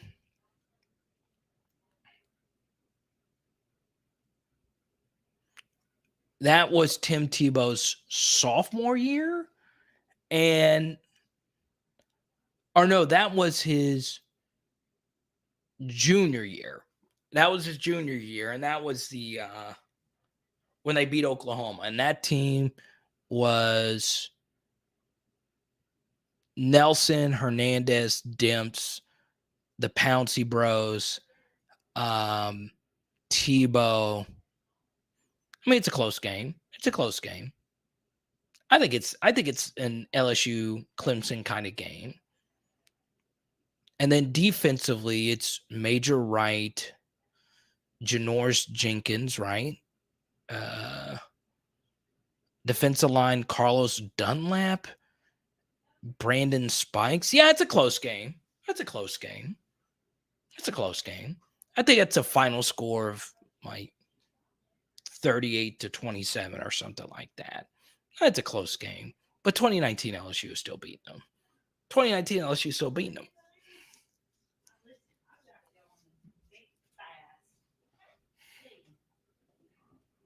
Jacob says it's 63-7. Yeah, Urban was there the whole time. Yeah. No, Tari is fun as heck. Tari's an LSU fan. He just likes hot takes. Some people like hot takes. Some people can't stand Tari. Look, some people can't handle the heat, baby. Some people don't like hot takes. I like a good hot take. Long live Skip Bayless. Long live Stephen A. Smith. Who cares? If you don't like him, don't watch him. Right? There's only a few times where like they say stuff and it's like, come on, you're horrible. Right? But that's not here nor there. You guys know that I don't beef with other media members. Doesn't matter how big or small. Okay. LA Mom says, look, I'm a homer. LA Mom is like, I don't care. You can call me whatever.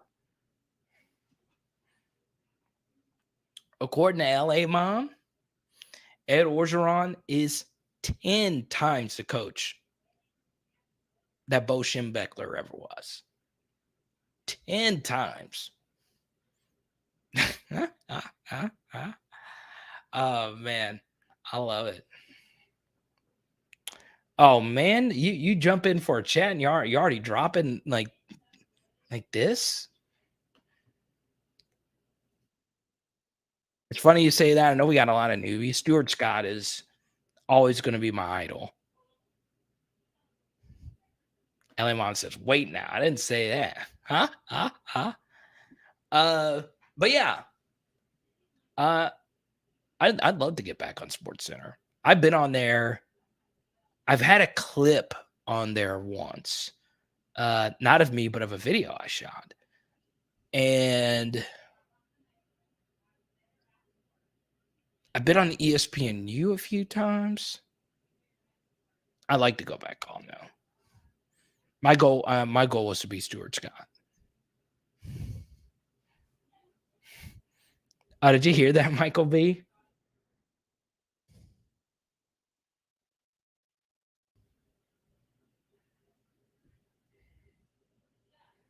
It's true, Logan. Greatest team of all time. Coach O's that guy.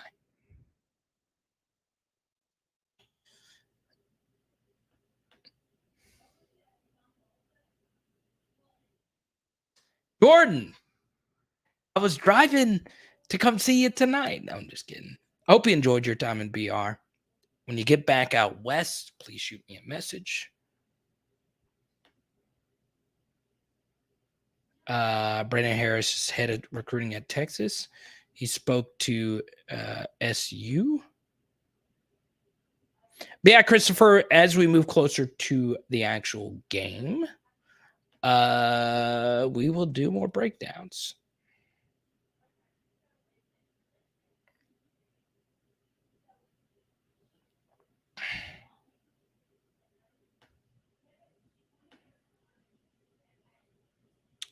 Danny, I thought I answered your super chat. I thought the Max Johnson thing. Let me scroll all the way back up here. What's up, Kane? Good to see you again. I think that's you. Danny, I thought you super chatted about Max, but let me see if I could scroll back up. Danny, I would never miss your super chat. Okay. Oh, the end was about Max. Okay. My apologies, Danny. I do owe you an apology. What effect does the possible new transfer rule allowing immediate starters have on the possibility of all four quarterbacks staying? Okay. I got sidetracked. I do remember reading this first part. Apologies. But I did talk about Max for quite a bit. I think it changes some if that's in play about being immediately eligible. So Danny, I don't know like the updated rule about you being able to play right away if it's like in play right now. But I do think Miles is locked in to play at LSU this year. And he said so even at the Manning Academy. Obviously, we know Walker Howard's not going to go anywhere until he actually battles for the job the next year. Okay. So we know this to be true, that LSU has, at the very least, 2 quarterbacks going into next year. Okay. Which then leads us into an even deeper question. And let me know how you feel about this. Okay. Taking a look at the poll question right here. Who will be the most productive edge player this year? BJ Ojolari dominates this poll. Okay.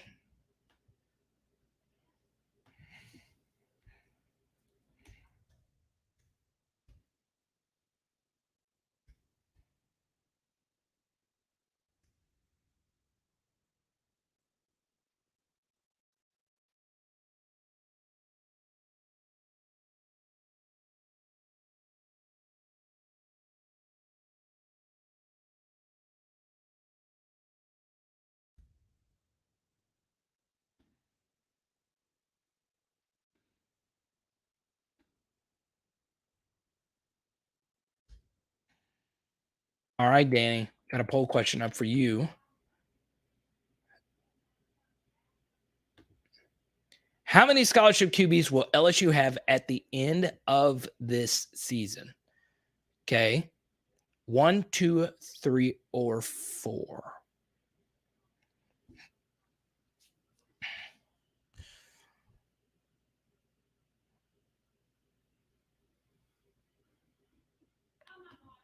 So here's Danny's follow-up. Damien, thank you for the SEC super chat. Let me finish this one, and then I'll get into that. No question, meaning if the transfer rules changes to immediate eligibility, would it make it more likely for the QB1 or QB2? What I think they're going to do, Danny, is, and this is going to sound like a soccer term because it is, I think there's going to be transfer windows where you could only transfer during a certain time, but you could transfer as many times as you possibly can. I don't know what the final official rules are right now as far as you being able to pack your bags, go to the next school immediately. Like, I don't know what the full rules, okay? But I do believe that for LSU's sake, I think that they'll finish with at least 3 quarterbacks by the end of the season. I do. Okay. So while you can transfer more, I do think the way I read it, Danny, is that the windows are going to shrink. Now, because the transfer rules are more lax and you could transfer as many times as you want, it will lead to more quarterbacks deciding to pack their bags quicker. Also, Danny, and this is, I don't think Walker Howard would do this, but I think there are other quarterbacks out there that would be open to someone walking up to them and saying, "I'll thank you for the super chat, Kane. Good to see you." I think, Danny, there's also going to be more quarterbacks that say, "Look, I'm a backup here, but I could be a starter at your school. Wire me $10,000 through NIL and I'll transfer, come battling out there." Because I'll tell you this right now. There are a lot of Division I teams that would love Garrett Nussmeier to be their starter right now. Right now. And to add on to that, there is a lot of Texas schools that would love Garrett Nussmeier to be their quarterback right now. Okay? I know Garrett Nussmeier is from Louisiana, Lake Charles, but he's got options. He does. I don't think he's going to go anywhere, but he's got options. Quarterbacks have options. We lead the SEC in rushing.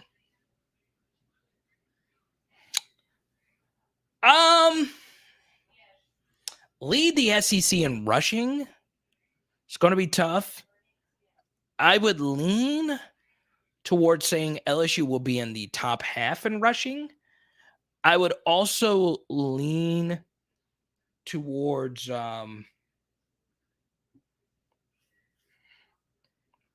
Kentucky. They got a soft schedule. They'll be able to run. They got the best running back in the SEC probably with Chris Rodriguez. So they'll be better running teams than us. I think Florida's going to be able to run the ball some this year.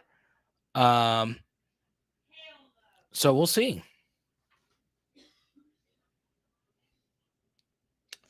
But I hope you're right. Now, Damian, I think you would prefer LSU to lead the SEC in passing. Tall task, but we shall see. Thank you for the super chat, Damian. Good to see you. Kane, thank you for the super chat. Rob, we'll get to yours in just a second. Thank you so much. Everyone, welcome Kane back. He is a PHL OG. It's been a while. I liked your comment a minute ago saying, God, it looks so much different here. It does, man. You used to be with us when we were in the shack, right? Kane would always be the first one in, last one out. Good to have you back. And I know this to be true. You can't stand Brian Kelly. I remember you saying this when he was hired. But when has he ever had the talent to do some real winning? It's a good point. He had great talent at Notre Dame, but now he's got a potential national championship level roster. I will also say this, and this is something I give Kane a lot of credit for as far as his comments are being concerned. I'll always bring this up about Kane. He stood his ground when he was the absolute first to criticize Ed Orgeron. Okay? I give Kane a lot of credit because you took a lot of heat in the chat. You did. So it was very, very interesting. It's good to have you back, Kane. You do have really good takes. I disagree with a lot of them.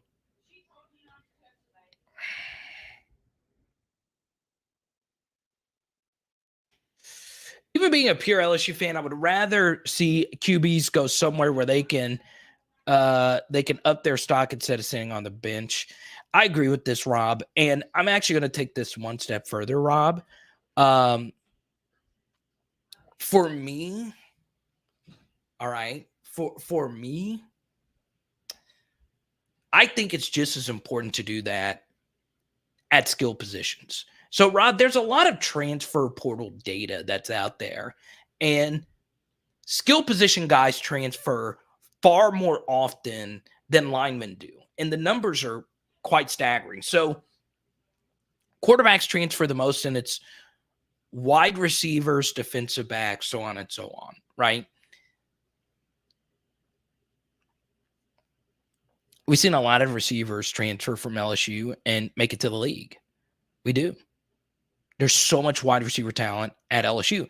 And what's really interesting about this, Rob, is there's one school in the ACC that might have the best set of wide receivers in the ACC, and their number one and number two options are from Louisiana. I wonder if someone could guess that school. Now, Caucus knows the answer to this, but there's a school in the ACC that has some Louisiana 3-stars that are flat out beasts. What's the best restaurant in Baton Rouge? All right, comment right now. Van Super Chat is still up there. Comment the best restaurant in Baton Rouge. I know Pierce is in here. He is a foodie.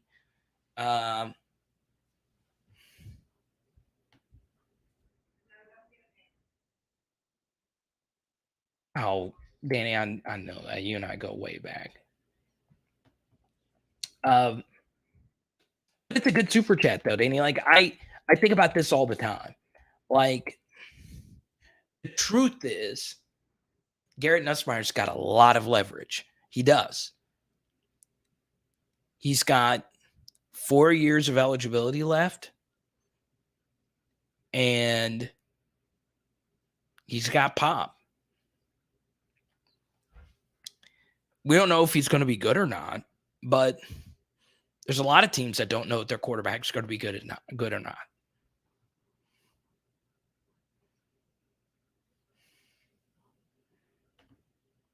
Shout out to Van Lathan. Higher Learning Podcast is fire. Quite literally. Are you kidding me? Amber Rose? Are you kidding me? I wasn't going to say anything about higher learning, but I'm just saying, Amber Rose. Are you kidding me? That's just nuts. Like, that's just crazy. It's crazy. 23 million followers on Instagram. That's nuts. It's nuts. I looked at that the other day. For research purposes, I wanted to. But yes, higher learning. Make sure you check it out. It is kind of crazy. I'd kind of forgotten research purposes. I was like, that's crazy.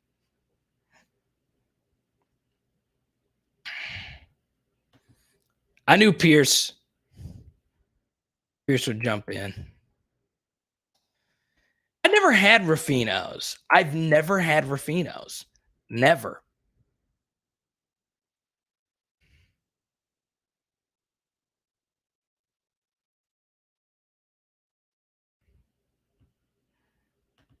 Luke, I got you. I got a ton of Josh Booty cards. Oh, I get it, Booty, because I'm kidding. That's so great.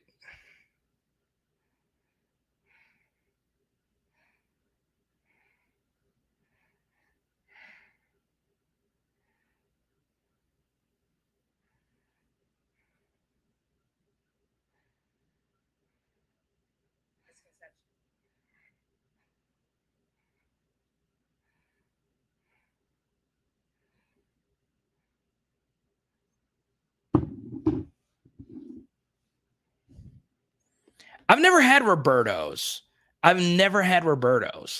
I've heard it. I'm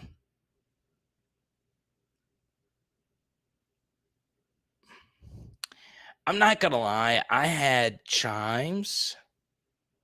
I don't know if I have a Chiron Carry card. I had Chimes last time I was in Baton Rouge. I had the barbecue shrimp po' boy. Oh my god. Chimes is incredible. Chimes is I know that's like just like very standard, but it's so close to LSU's campus. It was great. It was great. And some PHLers actually met up with me at Chimes. It was fun. Yeah, Van. But then you get these takes like this. Chimes is overrated. Really? Overrated? Really? Overrated? Really?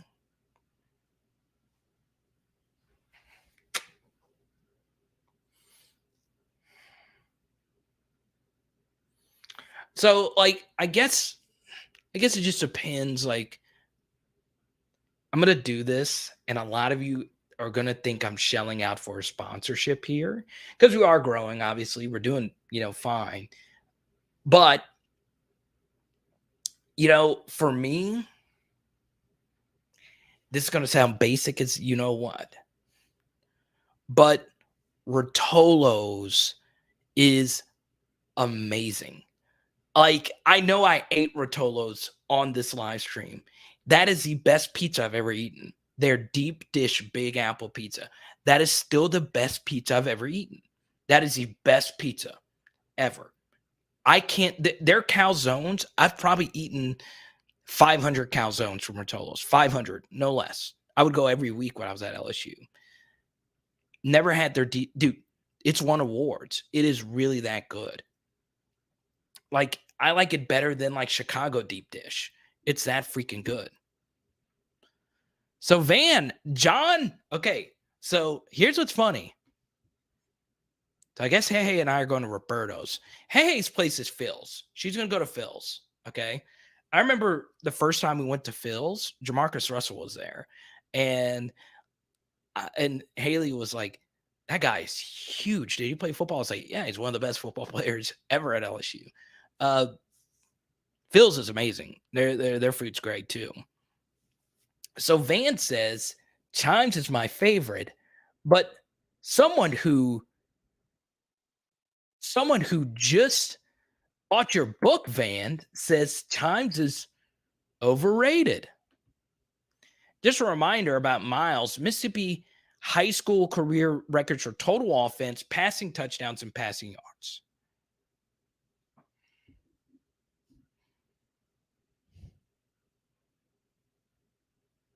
That is true.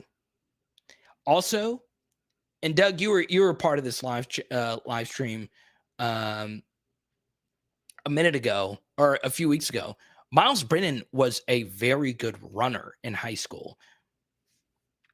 Ran for over 450 yards twice in a season.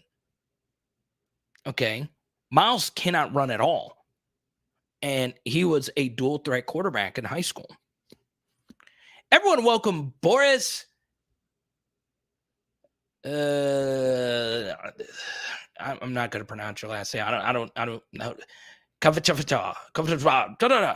Boris, welcome to the channel. Subbed on the power of a Charles Alexander jersey. King Charles, is that thing signed? Is George's still under the overpass?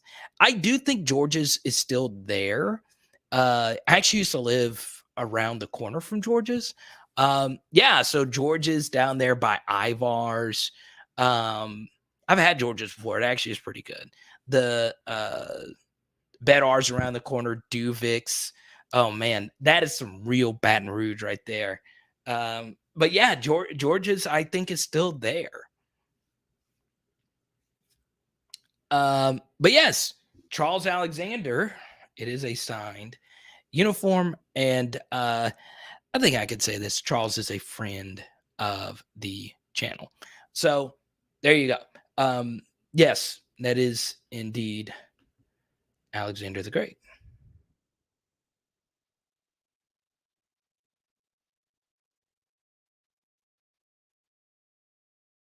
See there. Share screen. Make sure volume's off. It is off right here. Here you go, Boris. If you want to see the full Charles Alexander interview, if you are a big fan, Boris, he opened up about his career.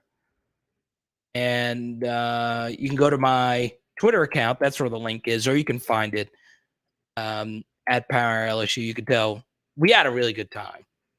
We had a really, really good time. So there you go.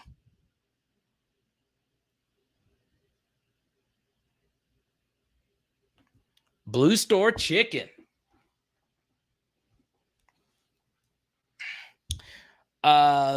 So yeah, Boris, if you go to my Twitter account at Power LSU, the link is right there, or you can go find it if you really are a Charles Alexander fan. And he sent me a bunch of stuff as well that I'm gonna give out to a few patrons. So cool. Jacob, are you out? Power Reigns. Power Reigns is good. It's tough though. I haven't had Power Reigns in forever. I guess we got to go next time, Van. I don't know if but Van, would you and I go to Power Reigns or would we go to Chimes? Doe's is good. Blue Store Chicken. So I'm a Delpit's guy, but I have heard good things about Blue Store Chicken. I have. I've never had Blue Store Chicken. I'm going to be honest. Now I know Nurse Cord and everybody's going to come after me. You never had Blue Store Chicken? I just haven't.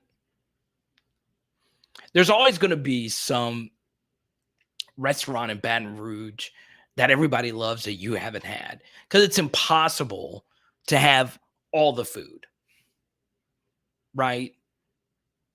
There's the new Oyster Pearl place. What's it called?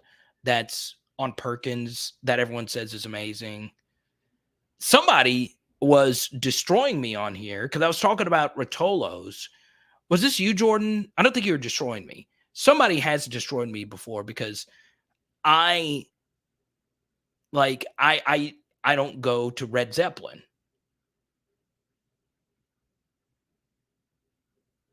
I don't go to Red Zeppelin. But everybody swears Red Zeppelin's the best pizza. And then, of course, you have, Phil's. I would go. I mean, I like Acme as well. Acme's really good. Mike, all the oyster places to me are really good. They just are. But Phil's has the buffalo oysters. And my cousin won the oyster shucking competition in Louisiana, I think 2 years ago. I don't know a whole lot about it. I just know that he did. I don't know who he shucks for, though. Nook, if you shuck, right? Isn't that how that song goes? Nook. I love it.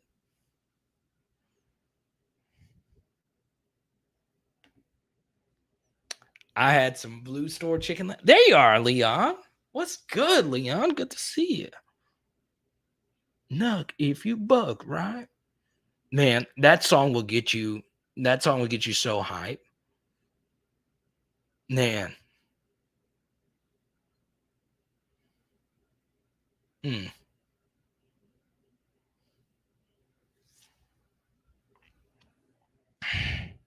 Life and Limb to go to Jack's on Plank Road.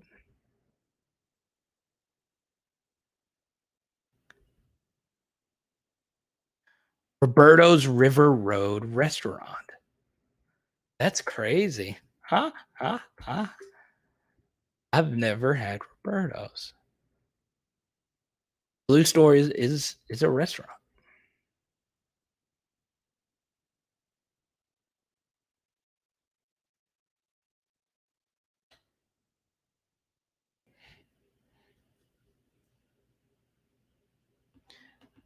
Oh, what is the name of that sushi place on top of the? I know what you're talking about.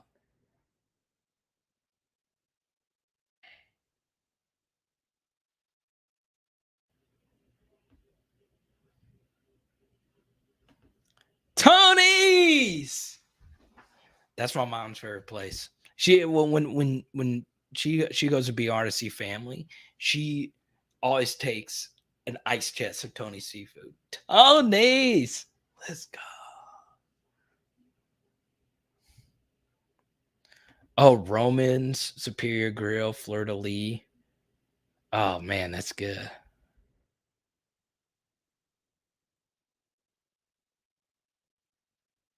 I need a sponsorship from some food place. I'm trying to get Rotolo's. Like I swear for Rotolo's. Like it's just Rotolo's is just amazing. Rotolo's is just flat out amazing. Me and Pierce can go to the one in Ruston. The one in Ruston's pretty good.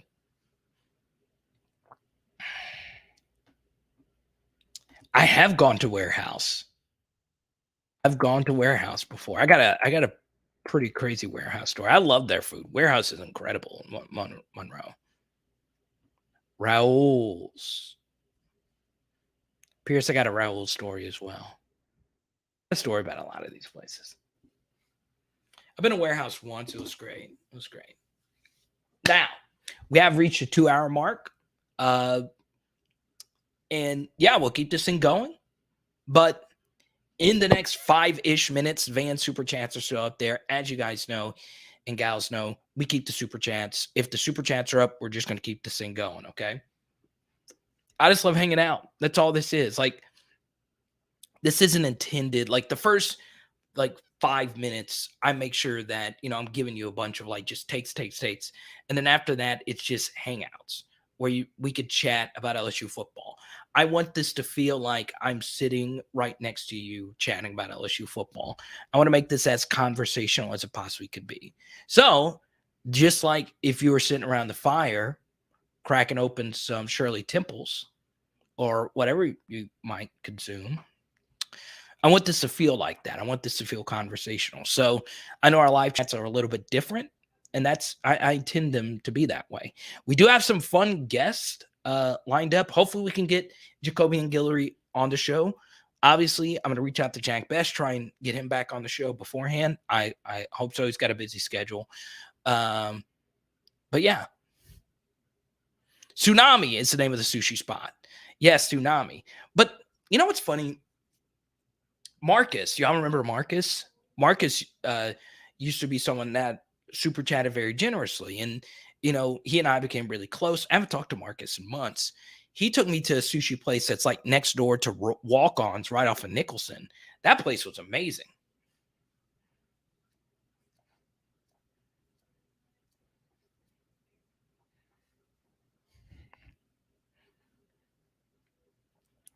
But here's what we're going to do.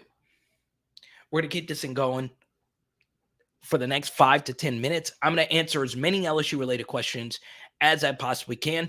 Here's what's cool. If you don't want to ask an LSU related question, if you want it to be a restaurant related question, I can answer it.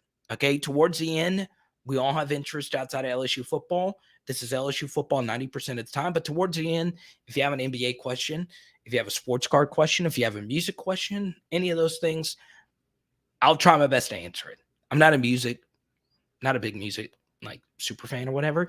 I did see something pretty big in comedy though this past weekend. Did y'all see that photo of Dave, Kev, and Chris Rock all on stage together? Iconic photo, and they had the goat. They're holding the goat. That's pretty cool. That's pretty cool. And then they got posted all over Twitter. And I don't know why people have always got to crap on Kevin Hart.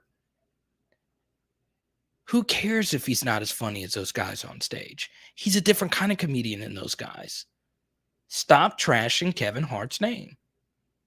Stop it. Stop it.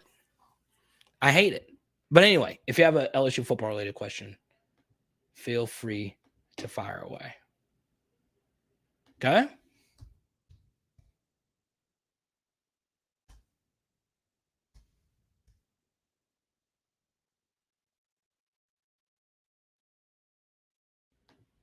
And for those interested,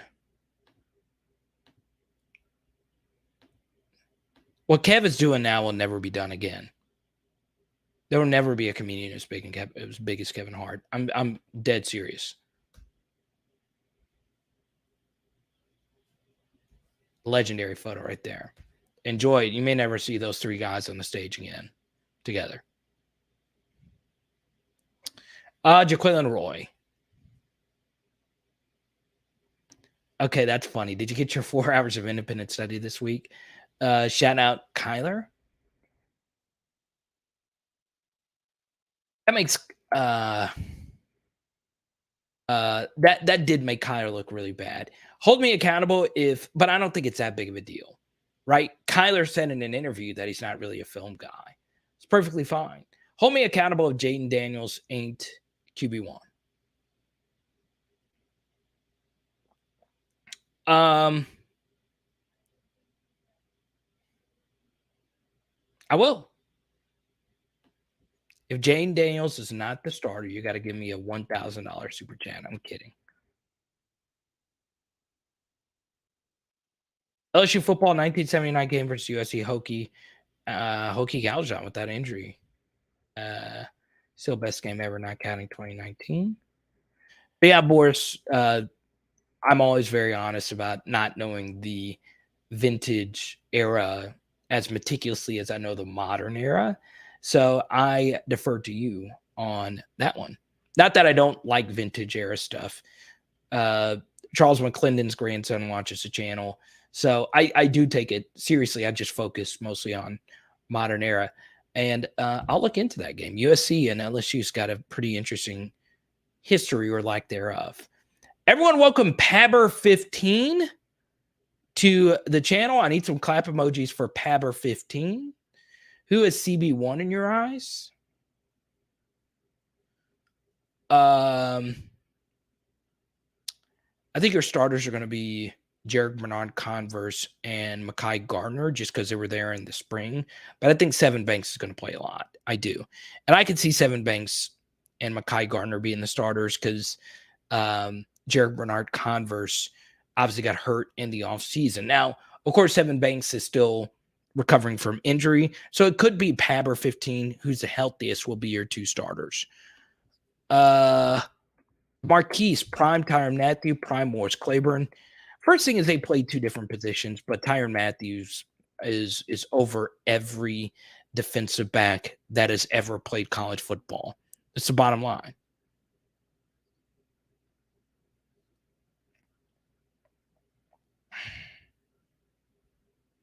All right, Jacob, good night. It is good to have you back. I know you've been busy being a super dad.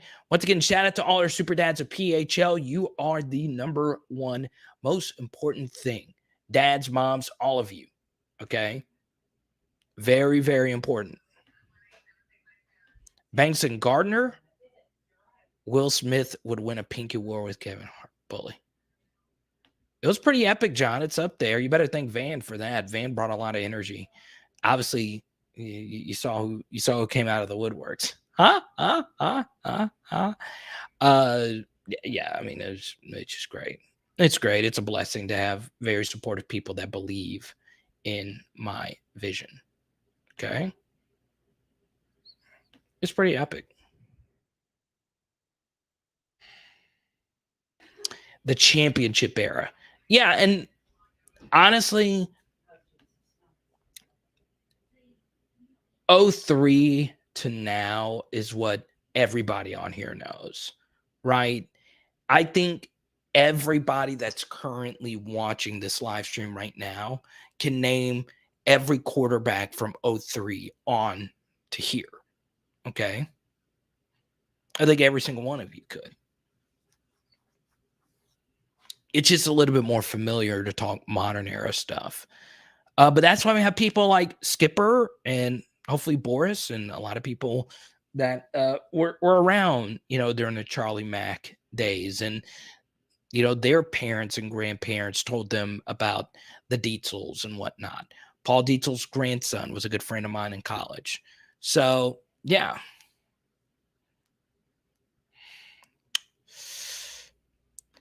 Silver Charm, I know nothing. I don't pay attention to 2024. Like, if a 2024 kid commits, right, it's a big deal. It's just not as big of a deal as 2023 because it is just so far away. Like, I know Trade as Green is, right? You know who, like, the top of the top guys. I know they have 4 commitments right now in 2024. Galloway, the top 100 safety, whose name slips my mind. Debo Atkins and JoJo Stone. But it is just so far away that I don't get into my 2024 evaluations just yet. So I just don't know a whole lot. Maybe somebody here. But for the most part, I know most of 2023.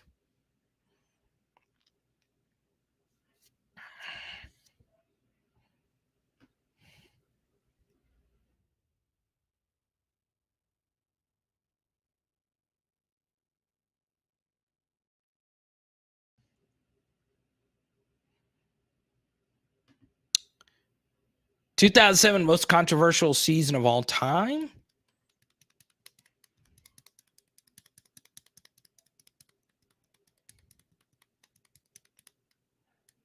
Agreed.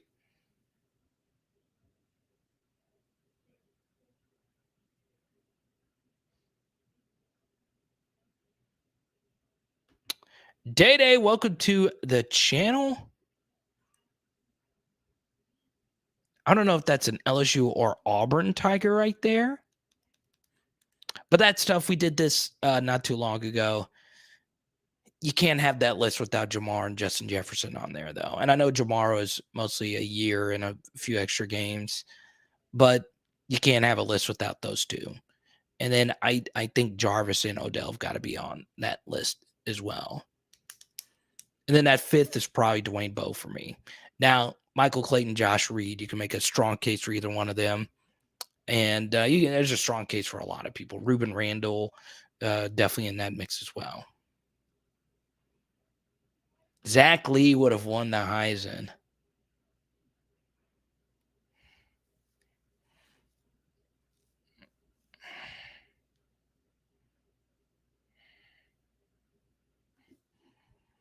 Met was the GOAT. Miles too screwed that up.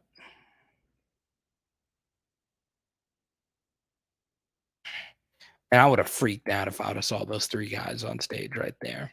Freaked out. Ironically, I've only seen Dave live. I don't think I've ever seen Kev live. Definitely haven't seen Chris.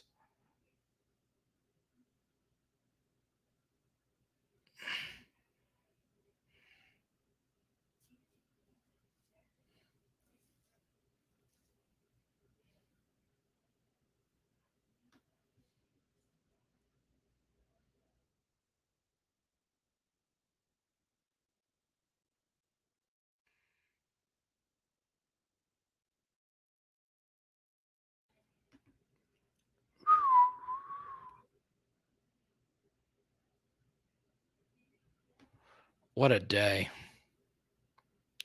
So Derek loves Dynasty stuff, and a big part of Dynasty. Logan, thank you for the Cash App. I appreciate it. I just saw it. My phone was acting up. And congrats, Logan, if you're still watching. Congrats, Logan, on your Joe Burrow helmet. Joe Burrow stuff is very expensive. I get asked about this a lot, about Joe Burrow autographs. They're very expensive. If to get an actual one, here's the issue. I agree with this. I do, but I'm going to defend Kev here with the specials before I share this Joe Burrow thing. When you do as much stuff as he does, it's hard to have a really strong stand-up special. He did that one in his living room that everyone said was garbage.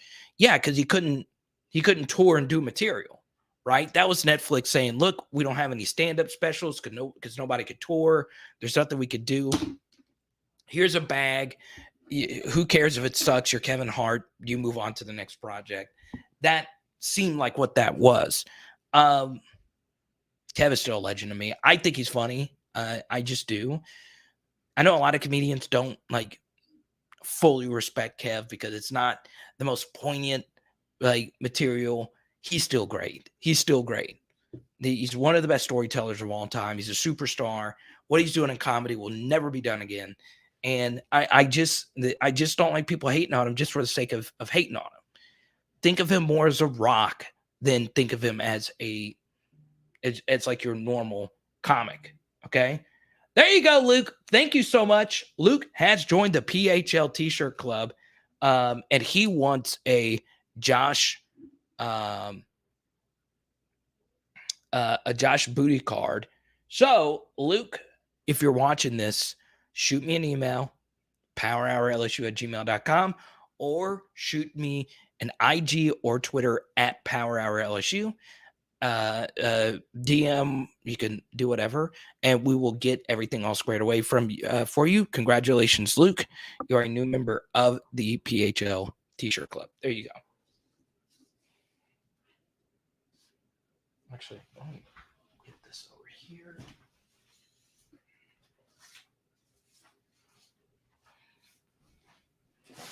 And I do have your Josh Booty card right over here, Luke. I got you.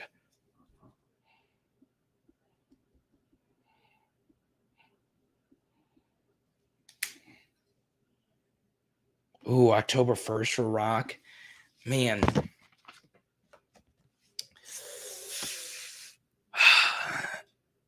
What's funny about that, Doug, is like that's actually the day that I go back on stage.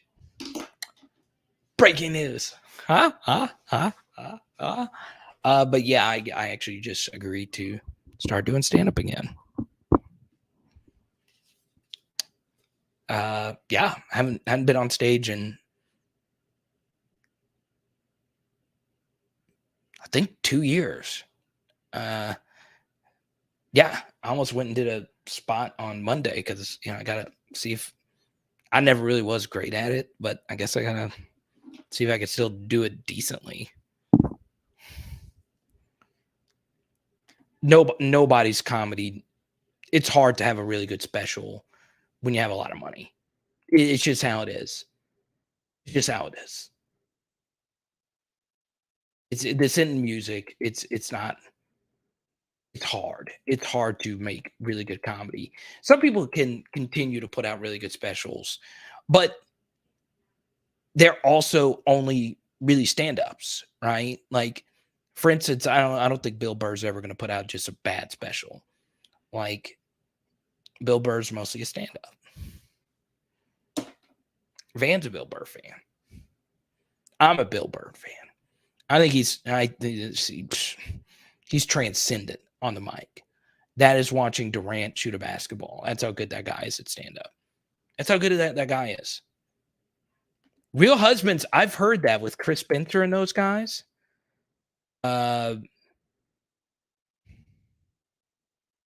Yeah, really quickly here on the Joe Burrow thing. Logan super chatted a minute ago, so I want to talk about his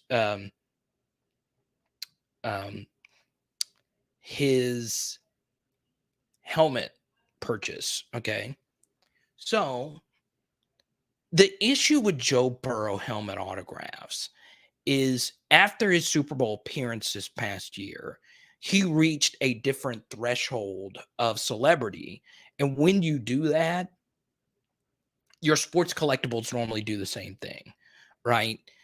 In all honesty, there's only a few people that really move the needle when it comes to sports collectibles.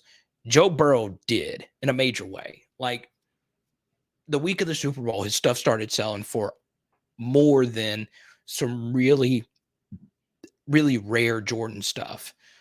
And that's hard, right? That doesn't mean that Joe Burrow stuff is more expensive than Jordan stuff. It's not. It's just some of Jordan's really good stuff, Burrow's best stuff started outselling, and some of it's about the hype cycle and whatnot. The issue is Joe is so good at football now, and I don't think he's going to slow down. See, I think he's going to have another great year. Does he reach the Super Bowl again? I'm not sure this year, but Joe's stuff is not going to get cheaper. It's not. The Bengals are going to have to lose a lot this year. I don't think they're going to lose. I still think they got a good team. They got better. So, yeah, Joe stuff. I get this question a lot. Joe stuff is just going to be expensive. If you really want Joe autograph stuff, you just got to buy it. There's no shortcuts. And if you do take a shortcut to get a Burrow something, it's probably fake. It's probably a reprint. And you don't want that. You don't want fake stuff. Like, it's just not, it's hard. It's really, really hard. So, yeah, congrats, Logan, on the helmet, though. Like, it's really cool to have it because, he's the best of all time. But that's why, like, as a collector, I focused on collecting Tyrann Mathieu stuff because, Tyrann, Joe Tyrann, I mean, they're both legends. They're both two of the best college football players of all time. And I'm fine with just building my Tyrann Mathieu collection. And then if I get, a huge following and I get 1 million subscribers, I don't have enough money to start building a real Burrow collection. And it's not me saying that you have to be super rich to build a Burrow collection, but you're going to have like a big bankroll if you want like really, really good Joe Burrow stuff, autographed jerseys, autographed cards, rare short print cards, first game tickets, all that stuff. I mean, you're looking at a lot when you can build an epic, and I mean epic, Patrick Peterson collection, Michael Clayton collection, Josh Booty collection for pennies on the dollar. Pennies on the dollar, right? So, like, this is one of my Tyrann autos. Like, it's gold, it's numbered, it's rare. It's probably $20 card now. Got this card. This was a card that was thrown into a deal.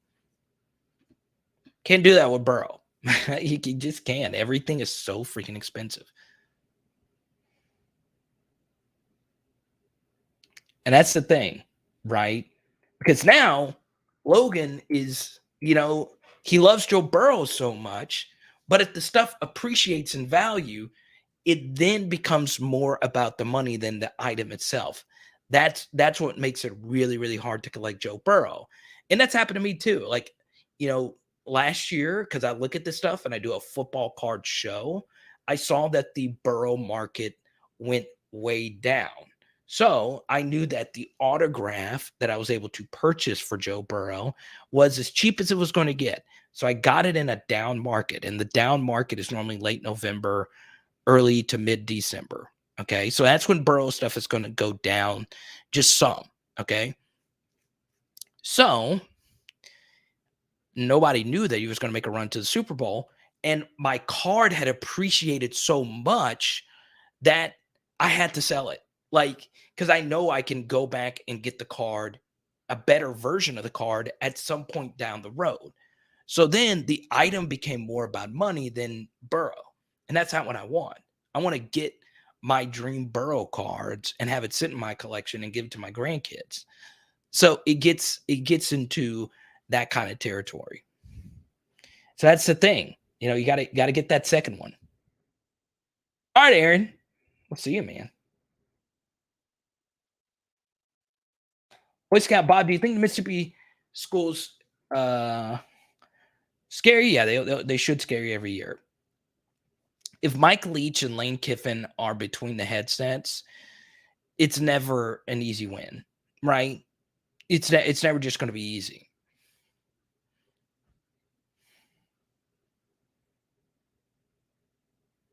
$20K.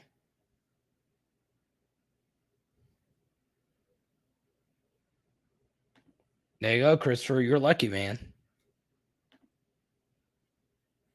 It's going to be hard, man. I don't think Joe's going to sign that much anymore. And if he does, take advantage. Andrew Hatch would have led us to the Natty if not for that concussion. Well, all right. All you cool cats and kittens, MVP of the live chat. Julio. Yeah, how about that move? Huh? I think, you know what's funny? Like, Julio is like just kind of hard to hate. I don't think LSU fans hate Julio Jones.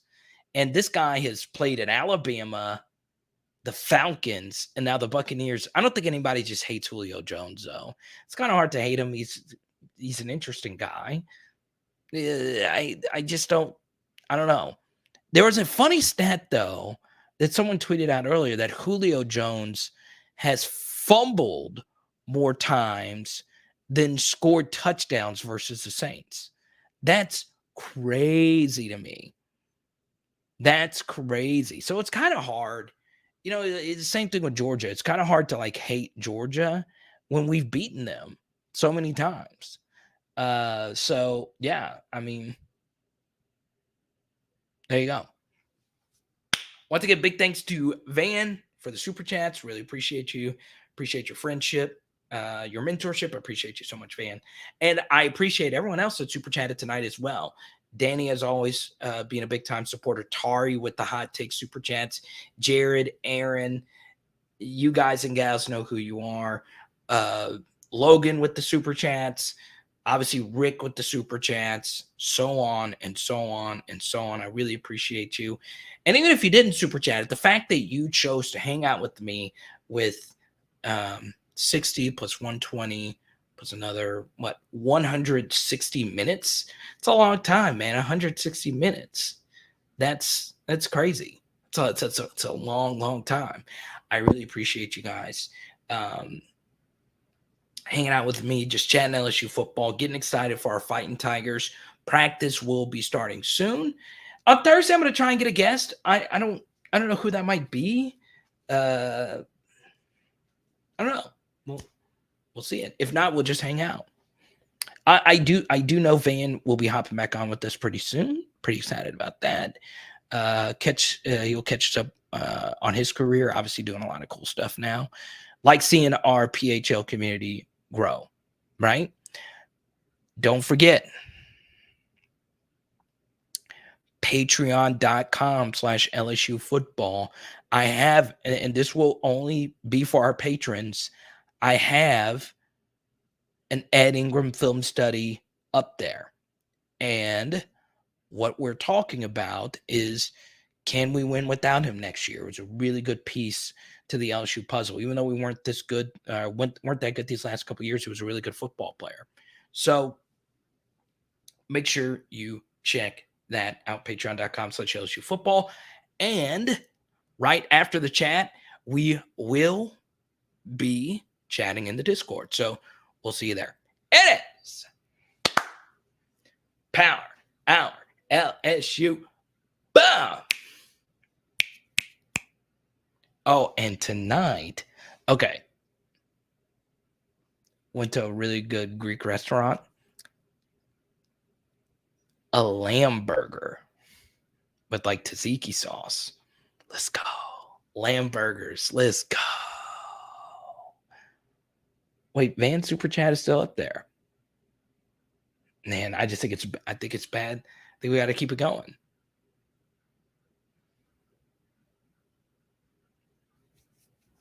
Oh, we'll keep it going. How are you not 300 pounds? I have gained weight, but I got to start running. Speaking of which, my mother swears by this book.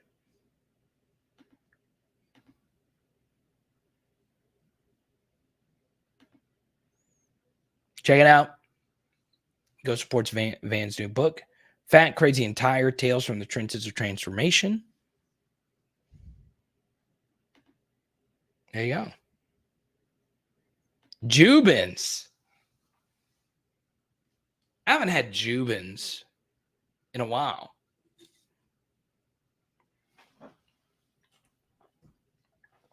That's where actually a big piece of LSU history happened. I think that's where the first meeting the LSU power brokers had was at Jubin's when they started discussing moving on from Joe Oliva. I think that's where it was. Should we talk Pels? Yeah, we could talk some Pels. Why not?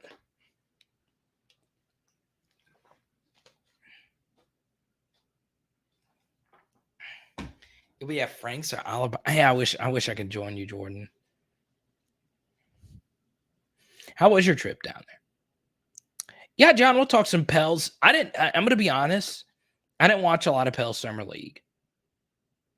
So let me know how you feel, John, about Dyson Daniels. I don't know really a whole lot about him.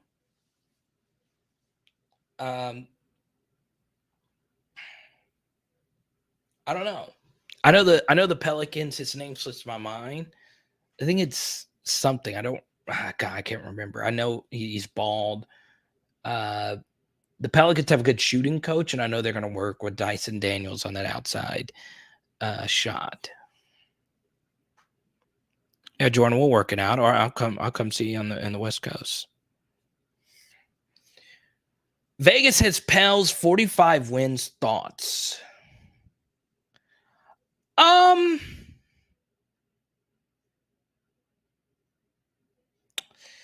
Yeah, John, this is kind of the difficult thing about these over-under win totals for regular season.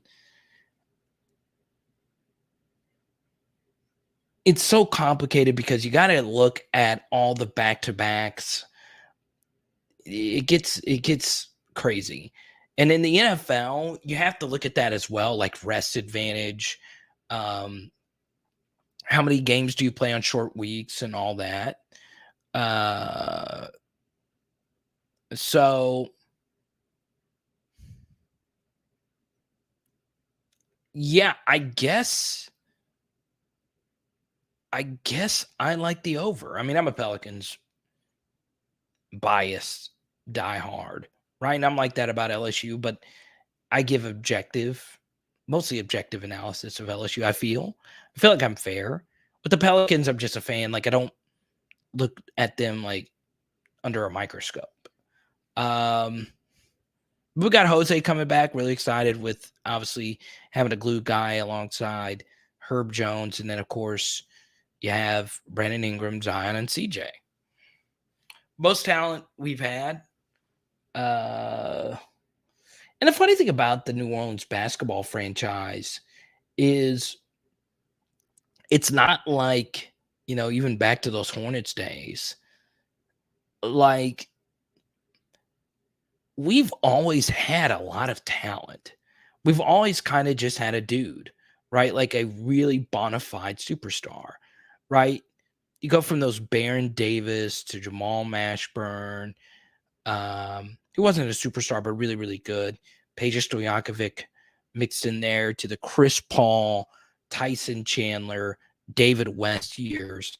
And then after that, you get to, the Anthony Davis years, then the Boogie Cousins years with AD, mixed in there with Drew Holiday. Then after that, you get into now, which is modern day Zion, CJ, BI, and what we have now. It's not as if New Orleans has ever just been putrid, right?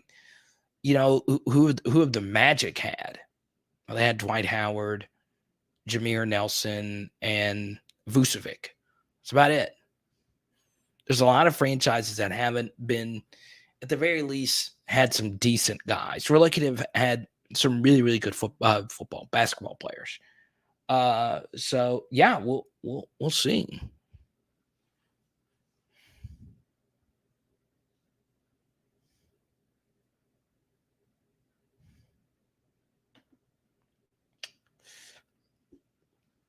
I don't know, Pegasus. I don't know. I think the KD thing kind of got screwed up with the overpay by the Timberwolves to get Rudy Gobert, right? I don't know. That Nets franchise is just, I don't even know what to think about him, honestly. Like, I just don't. Like, the whole situation's crazy. The change in ownership over the past decade, and still having the Pierce Garnett thing happen, to now these Hall of Famers at the end of their careers, it's very unfortunate for a Nets fan. But the truth is, the Nets had the worst viewership in the NBA last year. I was blown away to see that, but not really. Like, I don't know who their fans are. And it's funny because those Nets teams with Kerry Kittles and Jason Kidd and Kendall Gill, those teams were a lot of fun.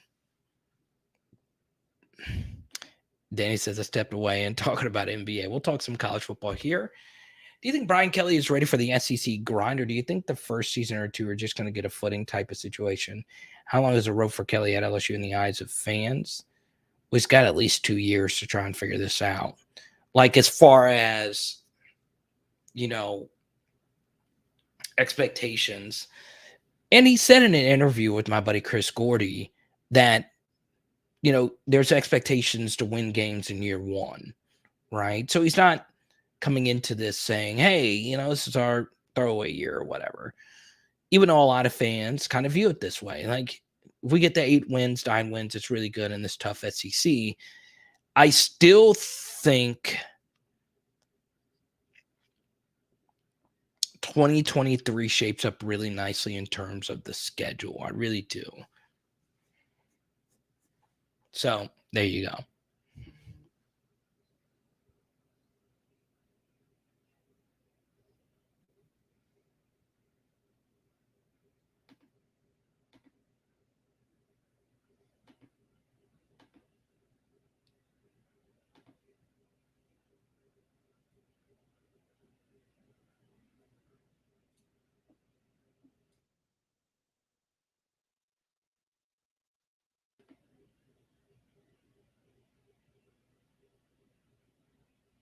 Huh?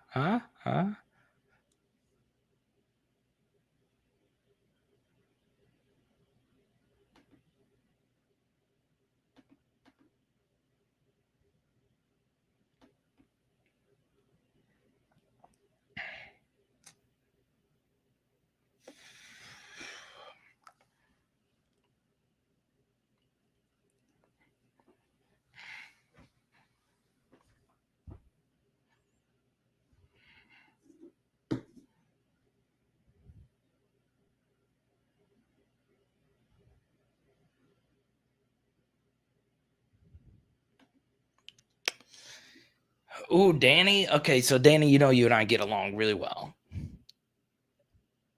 LSU fans are the worst, only second to Bama.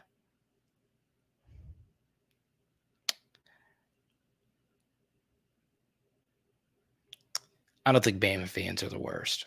I don't. I just don't. Yeah, they won a lot. I don't think they're the worst, so I really don't. Yeah, them bragging about winning every year gets old, and I guess that makes them the worst. But Florida fans are the worst. It gotta be, right?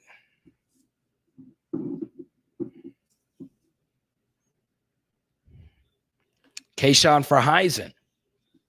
Do you really think do you think there's really going to be a transition into the NCC? I feel like that narrative is a little overblown.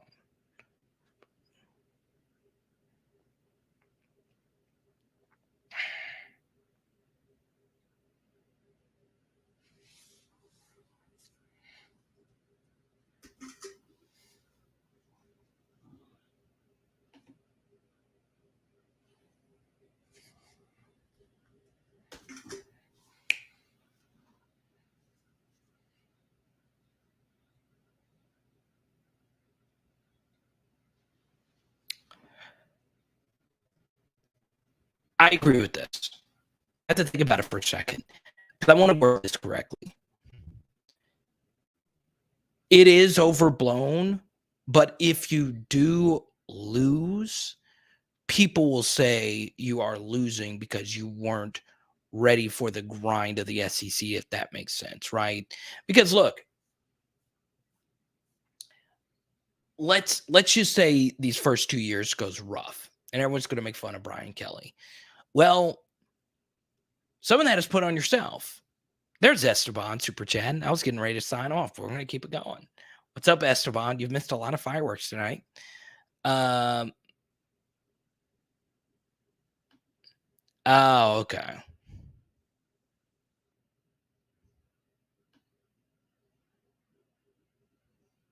Michael B, I've never heard of this.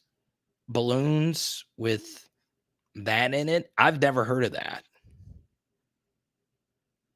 Esteban, you get to pick the next topic. Let me know. Thank you for the super chat.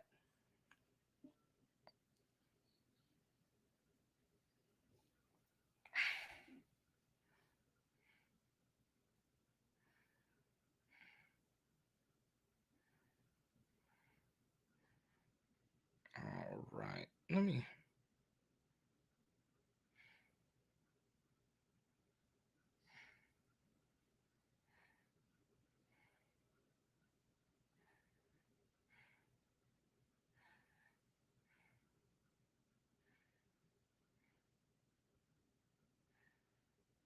There we go.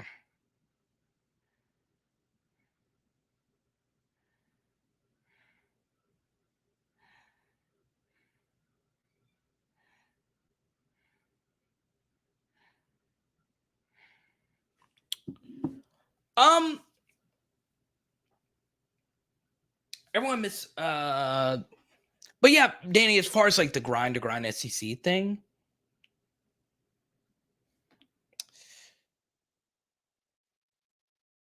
I do think the SEC is more difficult because the players are just better, but he's going to have better players to play with in theory. Brian Kelly was dominant when he was favored. He was the best coach in college football when he's a favorite. He won his last 40 games as a betting favorite, right? The issue is that there's not going to be as many games year to year that LSU is for sure going to be favored in, starting off with this one, right? Like, for instance, if we're looking at the schedule right now, so let's just say going into next year, LSU for sure will be an underdog versus, well, not for sure. Well, they would probably be an underdog versus Alabama next year, Texas A&M next year.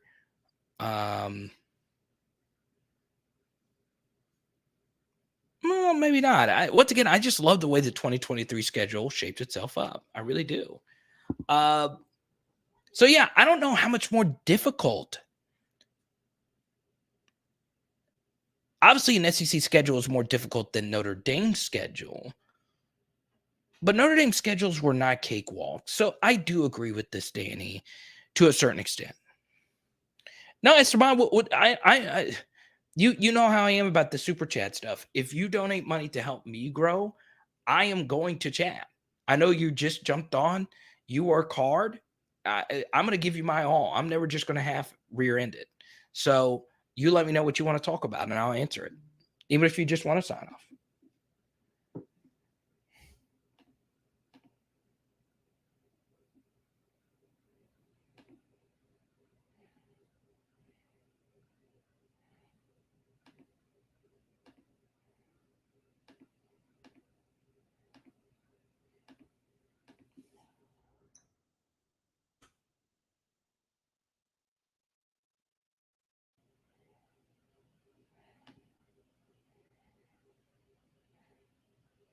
So Esteban, you let me know. I'm gonna anything LSU related, or if you just want me to sign off, if you want to go to bed, that's perfectly fine as well.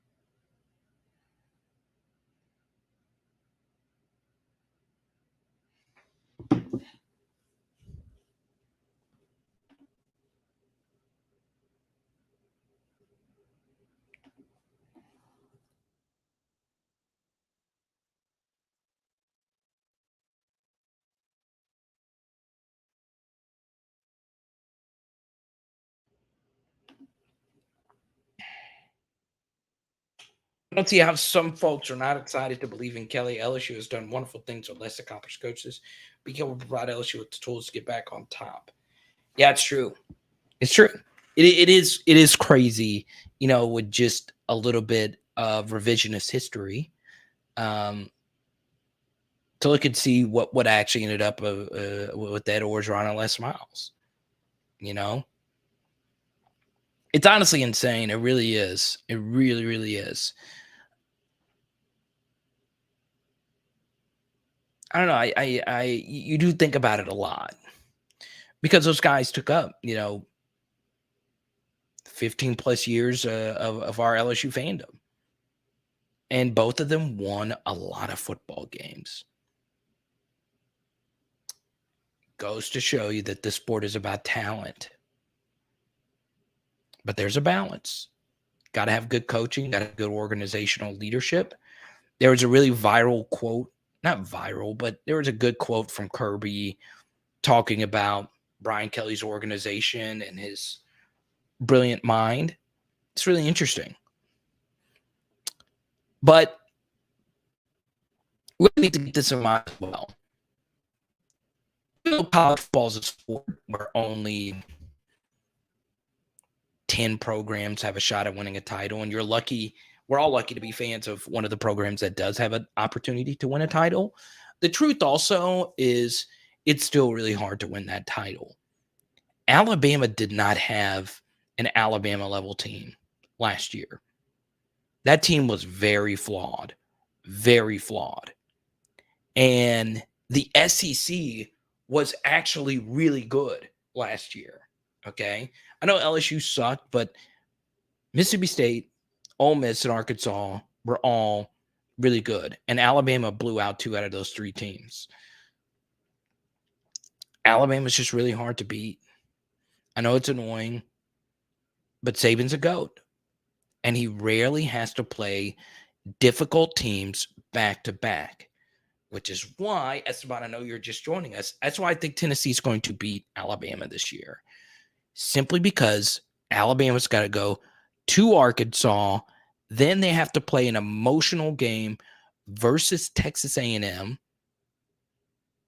Then they have to go to Tennessee. I think Tennessee's schedule, yes, Tennessee has to play Georgia and Alabama and at LSU.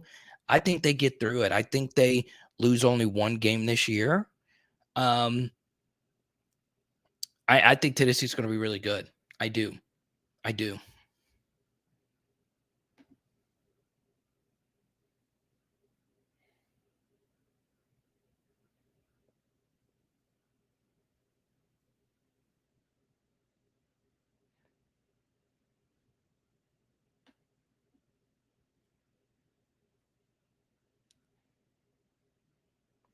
That's part of why it's been successful. He's had more great players than everybody else, deeper rosters, and you just go look at their game-by-game schedules. They rarely play top 20 recruiters back-to-back. It's rare. At Arkansas, top 20-ish recruiter with a really good quarterback. A&M, top 10 recruiter at Tennessee. That's where Bama loses. Tennessee played them really good this past year. Roger! You missed a lot, man. It was a lot of fun. But Roger, you are part of the Discord, and that's where I am going to be chatting right now. Thanks to Esteban and Super Chat in there at the end. I know we're about to sign off, but Van Super Chat was still up. So if you want to join our PHL Patreon community, like Roger, come on over to patreon.com/LSU football. Sign up for the Joey tier or higher. Get you a few extra little perks there. And hop on in to our chat room, our Discord. Edits! Power Hour LSU. Boom! And Roger, check your Discord messages. I actually did send you something, I think like a week ago. No, it's okay. You're not the worst fan. And tonight, lamb burgers. Let's go. Let's go.